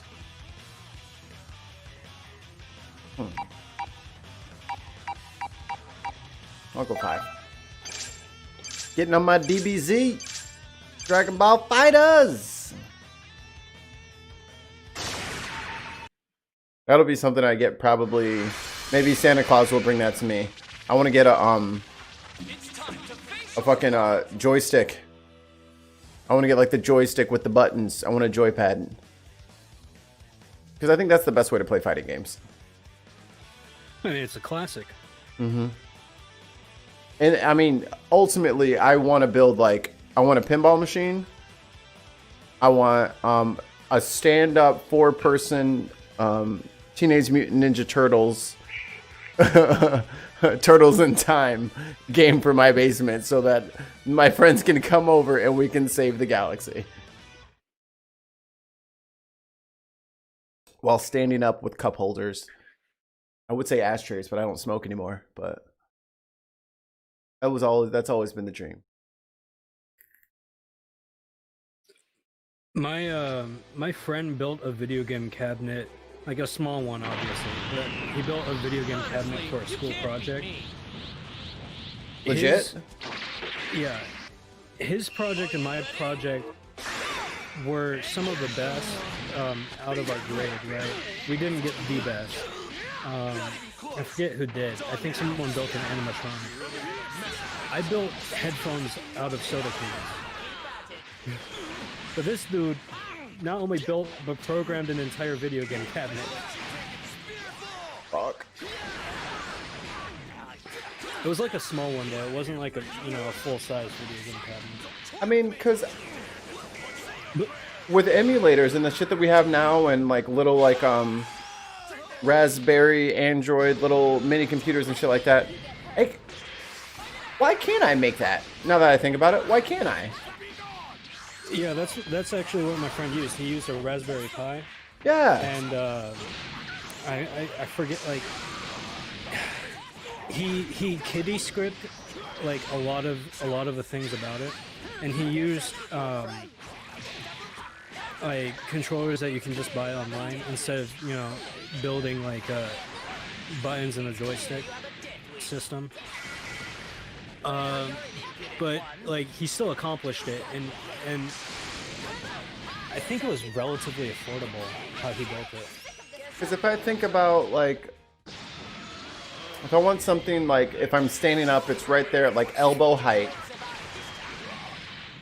That can't, like, between the wood, the screws, maybe like if I did like two 27-inch screens at like that slight like 130-degree angle, you know what I mean, to give like that curved kind of feeling of like the old arcade game, a little piece of plexiglass in front of it. Like that can't be that crazy expensive. Oh, peace out, Bardock. You could also just like lower the cost even more by buying everything used. Like a used monitor, right? And actually, my monitors that I have, do a little behind the scenes here. These bad boys. I know you've shown me before. Yeah, so these bad boys, I could get 2 of those. I think the mounts and both screens were like $250. Which is not bad for 2 screens, and I could totally just have them like side scroll across from one to the other, like expand the what's it called? The canvas that the game is played on, just have both screens presented at once. Yeah. Oh, I'm doing this. Oh, this is gonna be fun. I'm gonna make it. But I gotta make it portable because I want to be able to move and take it with me. Now I have to like break down this entire huge thing. That'd be good. Oh, I gotta get on Amazon now. Start buying parts. I want to get back into programming so bad, but I know I will never have the time to do it.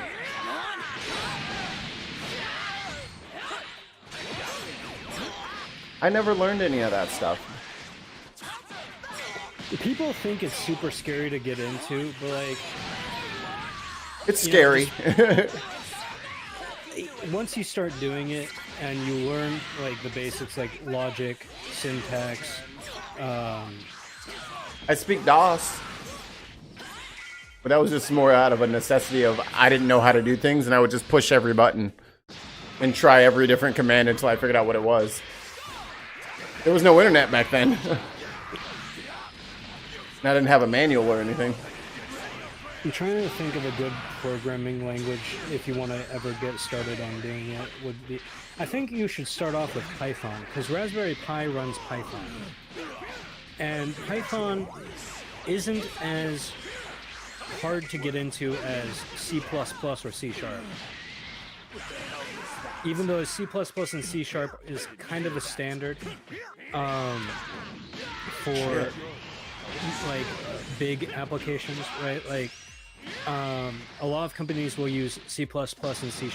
Python can do everything that those programming languages can do. It just does them a little bit shitter.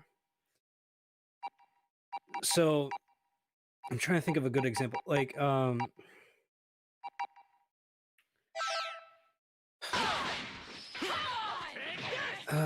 any example I bring up, you would have no like Frame of reference. Yeah, frame of reference. So it's really hard to describe. There are just like things that C++ and C# do that make it easier to write lines of code. But Python is easier to learn. It's like an inverse, right? Like if you know what you're doing, then C# and C++ are useful because you already know like what things do. But Python is a lot. I'm trying to think of a word to describe it. It's a lot more accessible.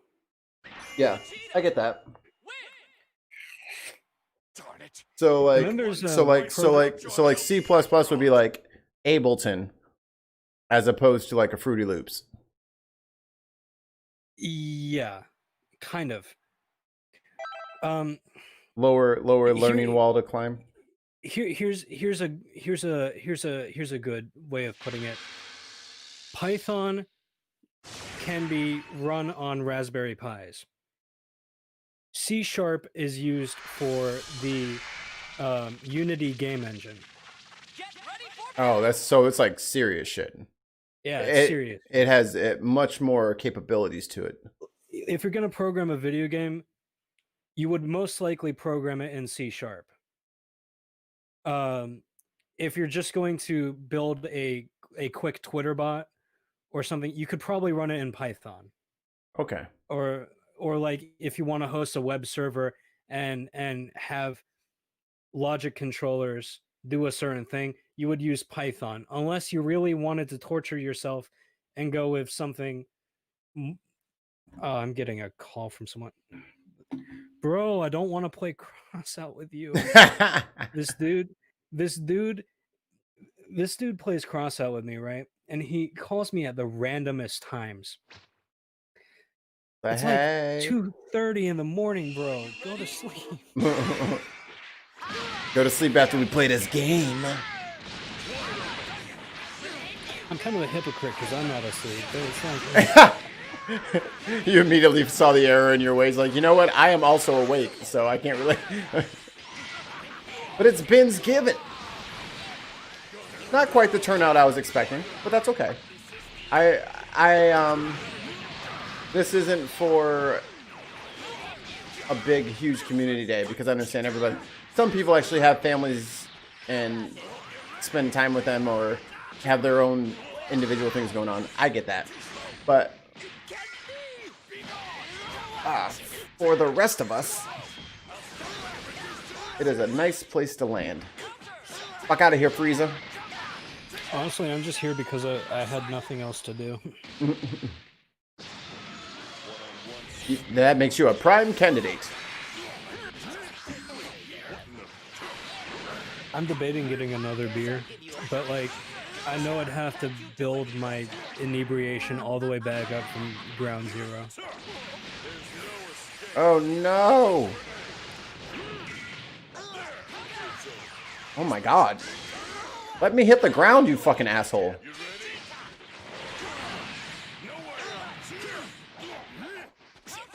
God damn it. Fucking Piccolo.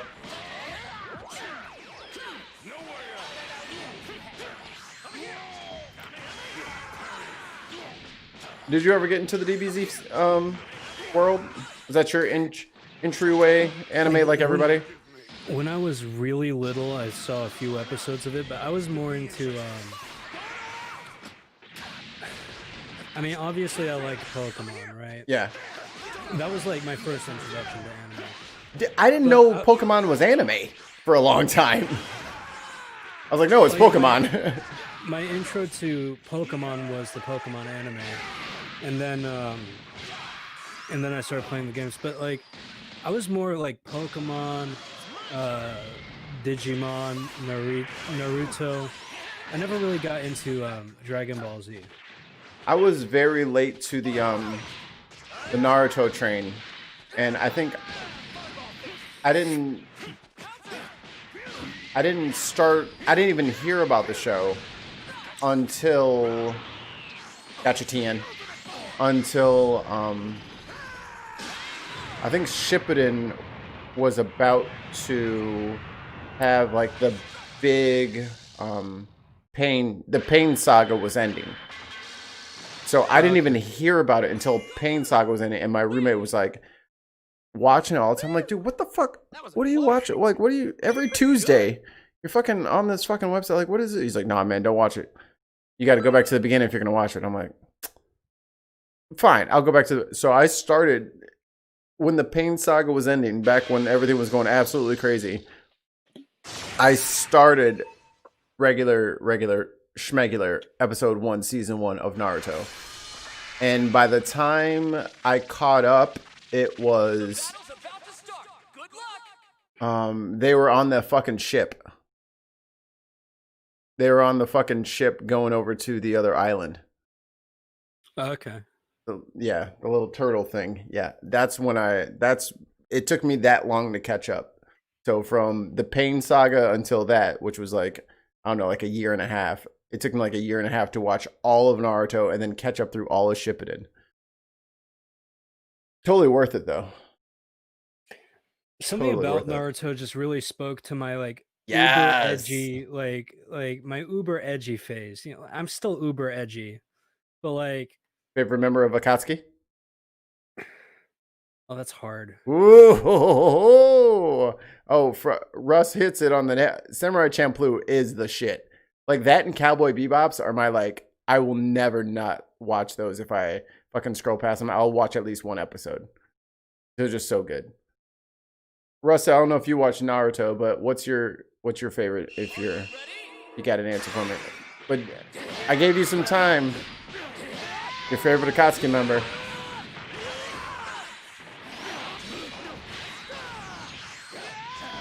Jen. I honestly. Man, I don't want to answer this question. All right, give me your top three. Top three. Top three in no particular order. It's been a hot minute since I've actually watched Naruto. I have to look this shit up. I actually named my my SUV Zetsu.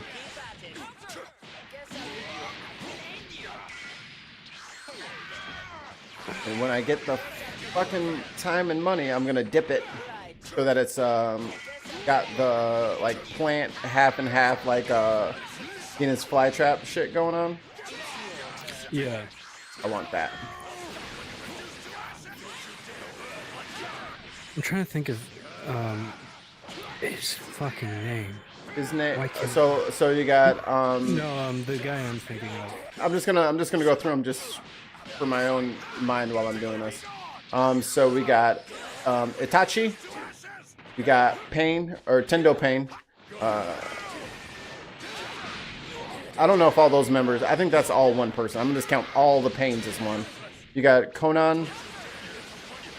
You got Sharkman. Who's that? Zabuza? Yeah. Oh, fuck. Yeah. Okay. I was trying to think of his name. Zabuza was my shit.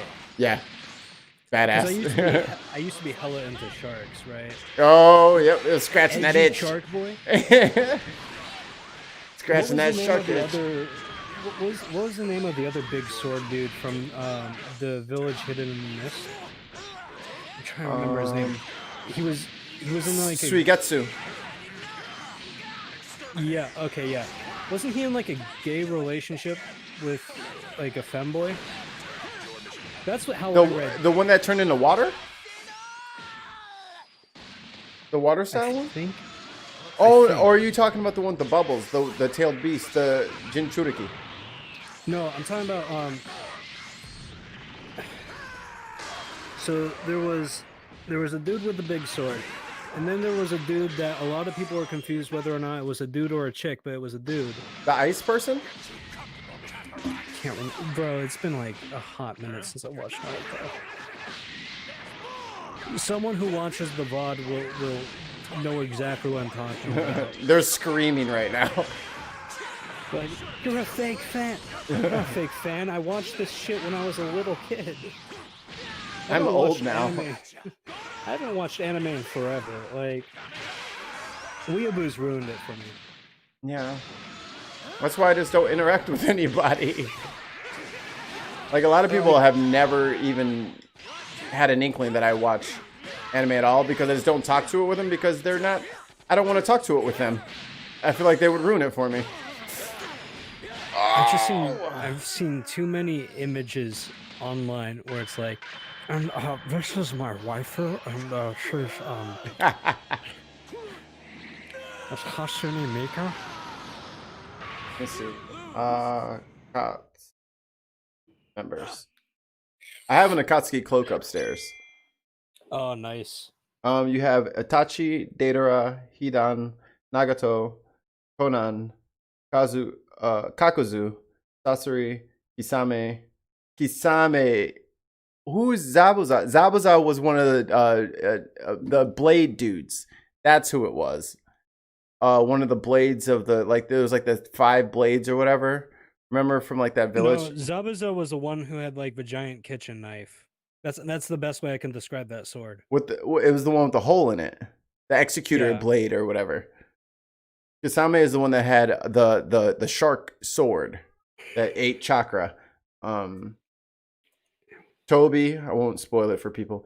Zetsu, Madara, Orochimaru, Sasuke, Kabuto, Karin, Suigetsu, which was the water dude that I said, and okay, I remember now the character's name that Zabuza, as I read it, was in a homosexual relationship with, and I might be reading this wrong, but there's enough DeviantArt to back me up. Haku. Zabuza and Haku. Yeah, that was the little ice one. That was the ice one? Yeah, that was For some reason I thought it was electricity. I thought it was like thunder or something. No, because Haku made the mirrors, remember? That's right. It was going back and forth through the mirrors, and then it's like, oh, there's no way you're gonna get me. And Naruto was like, fuck it, stab my fucking hand then. At least I got you. Hit him. Dude, Zabuza and Haku are my Naruto like OTP.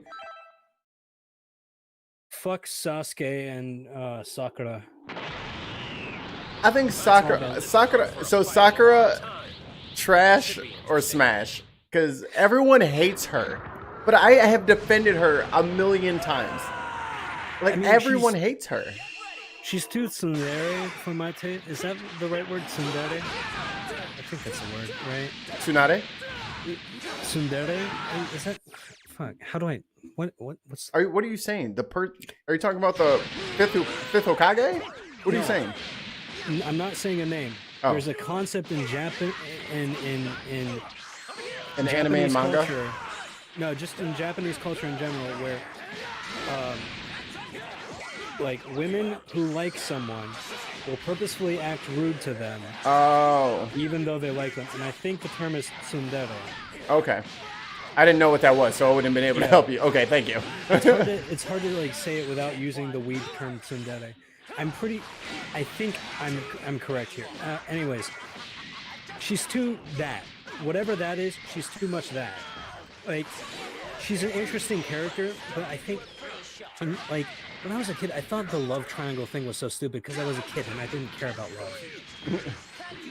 I just wanted to see Rock Lee punch through Gaara's fucking sand shell. Yes! That was the coolest shit ever. No, still, to this day, I still get fucking goosebumps from the fucking leg weights. Fucking. Yeah, it's hype shit. It's so hype. Leg That's weights, that's not gonna do anything.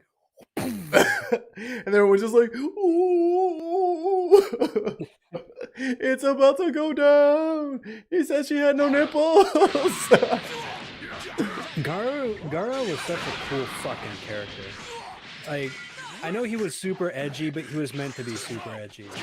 And for good reason. because Naruto had his experience as the Jinchuriki. But I think, and that's one thing I love about Naruto is the storytelling, and not everything is the same all the time. Where if you look at Killer Bee versus Gaara versus Naruto versus I forget Homegirl's name, who had the fucking the horse, the two-tailed beast, or no, the cat, the two-tailed beast. Like, they loved her, and they let her just do whatever she wants. But then when it came to the Slug Boy, he had to hide everything, and he never told anybody what was going on. And then for Naruto, he was thought as this like evil villain, and then Killer Bee was hidden away and wasn't allowed any freedoms because they were just trying to protect him. Like, I love that every Jinchuriki wasn't just like the Hokage of the village and the coolest motherfucker in the land. Like, it was very varied in how they were treated and what their lives were like. I appreciated that. I think the characters are some of the strongest parts about Naruto, second only to the fight, like, storyboarding. I don't want to say choreography because it's not choreography. Right. It's not choreographed. It's storyboarded.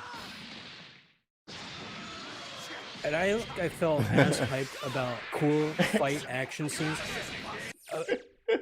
The only thing that's come close to Naruto in my mind is One Punch Man. Very good show.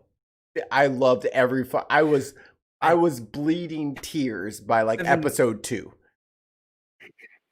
I haven't seen season 2 yet, but shit.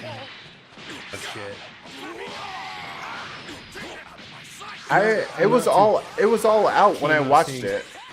Season 2. I kind of like. Oh shit. Like, I heard like the animation in season 2 isn't as great as the animation in season 1. So I don't know, maybe people are just like fucking with me. Eventually I'm gonna check it out. But like, I don't know. Russ is killing in chat. He says nobody. Naruto. Sasuke! No. Sasuke! Sorry, but my ability is greater than yours. Fuck you, Android 18. Bastard. I'm Naruto Uzumaki. Leave it. Oh my god. I could not. That is the one show I will never listen to in English. Never. Ever. I hate it in English. English voice acting sucks. Not on Dragon Ball Z. Dragon Ball is the one exception. How hard it is. Yeah.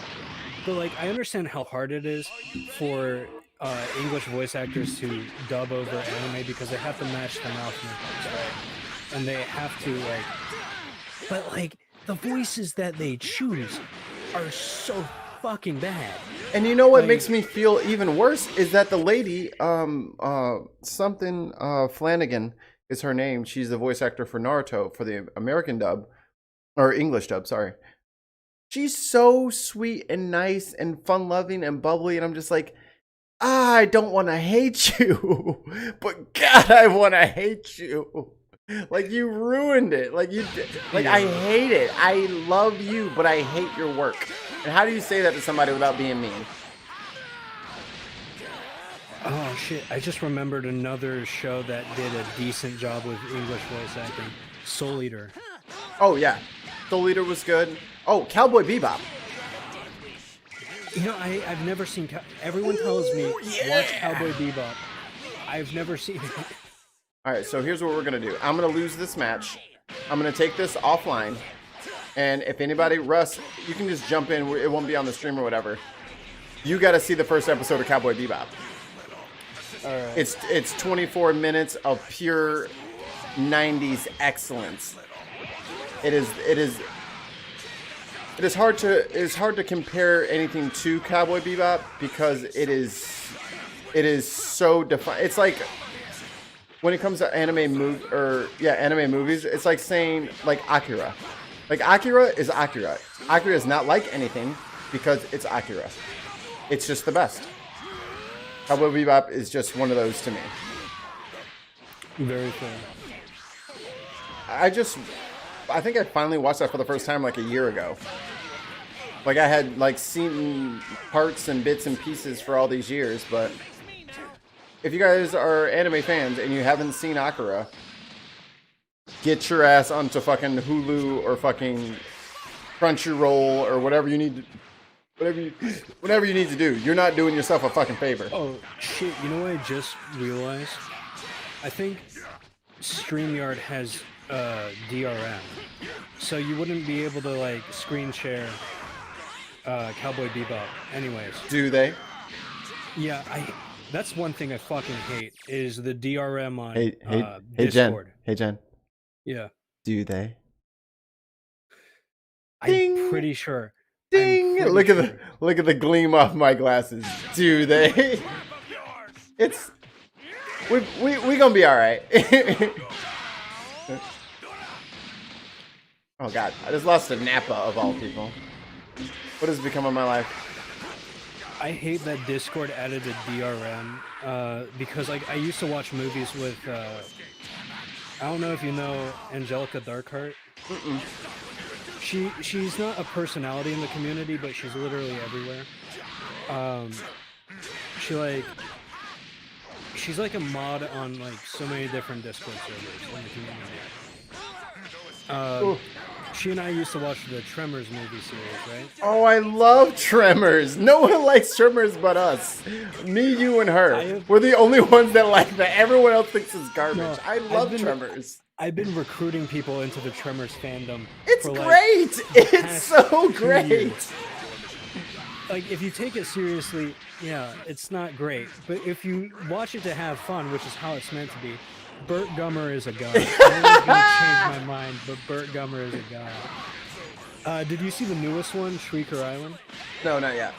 I saw it pop up on Netflix, and I was just like, "Oh my god, there's a Tremors I haven't seen yet." Yeah, watch it. Did you see even the ones where they went back in time and it was Bert's like great grandfather or something? Yeah, Bloodlines. I think that was Tremors 4. Yeah, it was Tremors 4. Oh shit. Tremors 4 Bloodlines, when everything's like the old West and cowboys and shit. Oh, that was fucking hilarious. I hated that one though because Burt Gummer's character is all about guns, and Burt Gummer's ancestor, like, oh, he's not as cool as Burt Gummer. But Michael Gross is a fantastic actor. I haven't been this pumped. And that's like after band practice, back when I was a young youth. After band practice, we would either go to my house and play like GameCube, or we would watch bad movies. And Tremors was in there. We must have watched Tremors about 1,000,000 times. And let me tell you something. We have never laughed so hard as if we just looked at every time, or we made a drinking game out of it. Every time Kevin Bacon yelled or climbed on top of something. What the hell? I mean, what the hell? It was just constantly just, what the hell are we gonna do? That was actually like the story behind that and how they got Kevin Bacon was on the downswing of his career. Yeah. Oh, but like he put his all into that, and like, fucking. I love Oh, go ahead. Go ahead. Oh, fucking best line. Fuck you. Fucking, So overacted. fucking slays me every time. Fuck you. I'm trying to think like I'm trying to think of my favorite line in that movie. There's a few quotable ones. I will pay $10 for this. Graboids! We'll call them graboids! That motherfucker said, I will pay $10 for this. Or what did Homeboy say when he's like, they want to think the vibrations, they can go chase the tractor if they want it so bad. I was like, look at my man being real over here. I appreciate him. He's like, you want some noisy shit? Go get that, bitch. I'm trying to think of like well, if I'm gonna choose a line throughout the entire series, oh,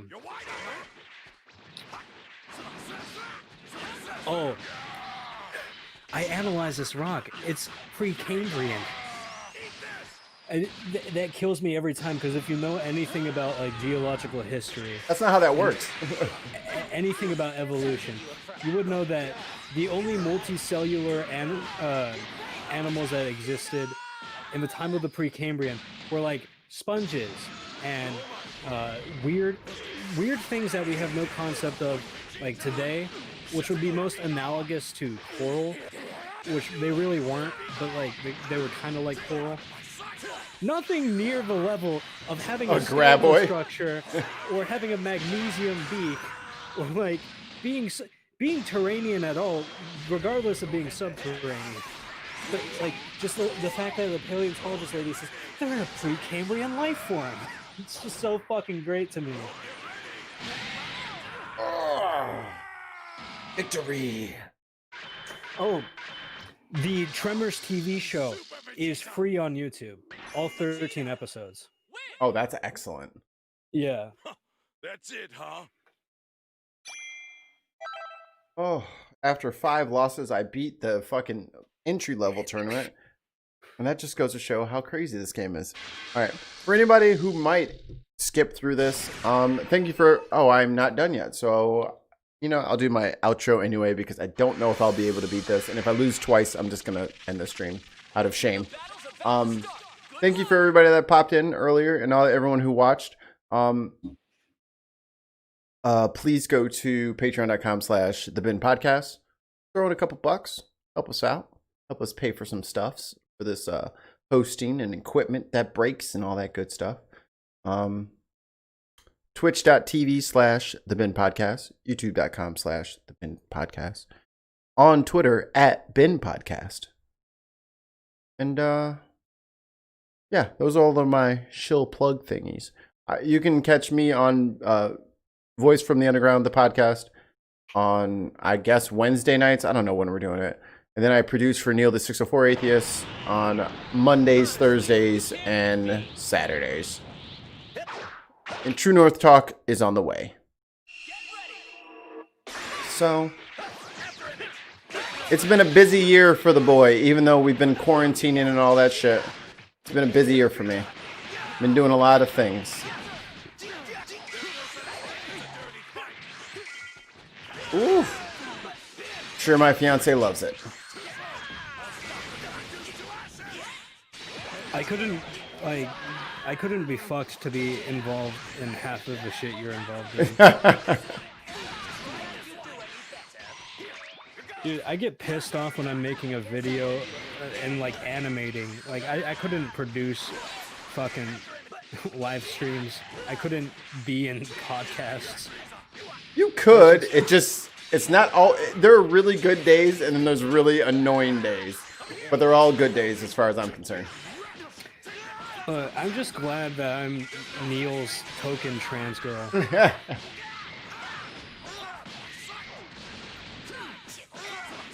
Oh my god, Vegeta, let me hit the ground! Dickhead. My god, he's fucking just dominated my entire fucking character. Get out of here, dude. Inappropriate. Oh my. Oh my god, he's just fucking. Oh! He's showing no mercy. Oh! I can't hit the. Get right over from me! Oh my god, I missed. Oh no!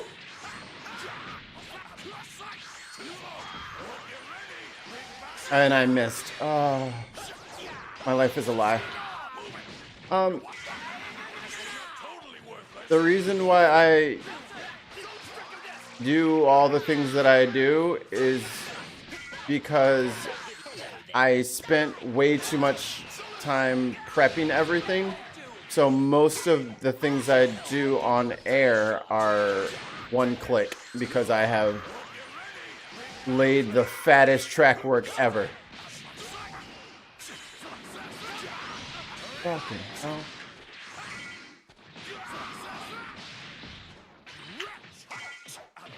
So I spent like many an hour just sitting here listening to Pathfinder podcasts and designing layouts and oh my god, he's gonna kill me! God damn it.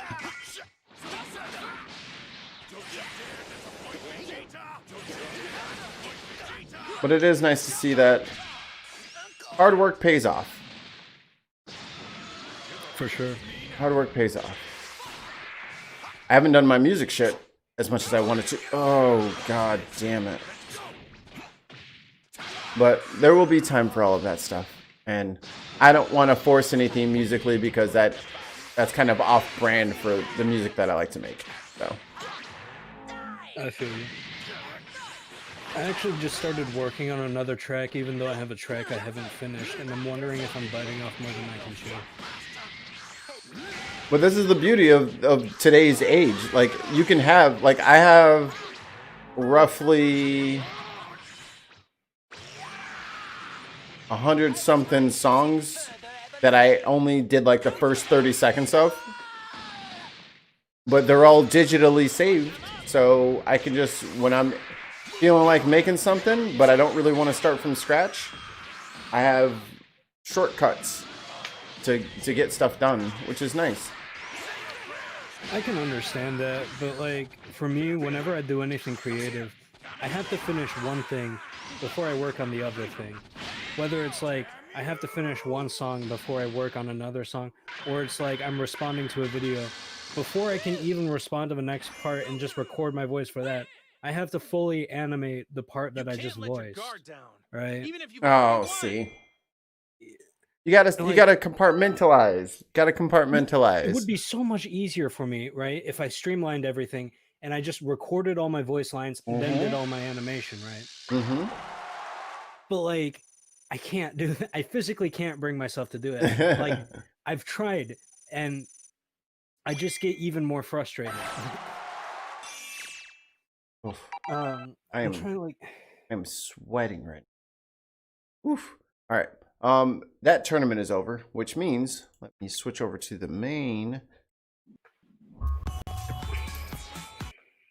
Oh, it's all out of shape now. What happened? That out of shape. Either way. Thanks for everybody that hung out. Thanks for everybody that tuned in. Mikey Family of the Bin podcast. Gobble gobble. I'm grateful for all of our Patreon people, all the people that watch us, all the people that share our shit, and all the people that keep us going and keep me going, because it's very validating to have people watch your shit. So, thank you. Appreciate y'all. Love y'all.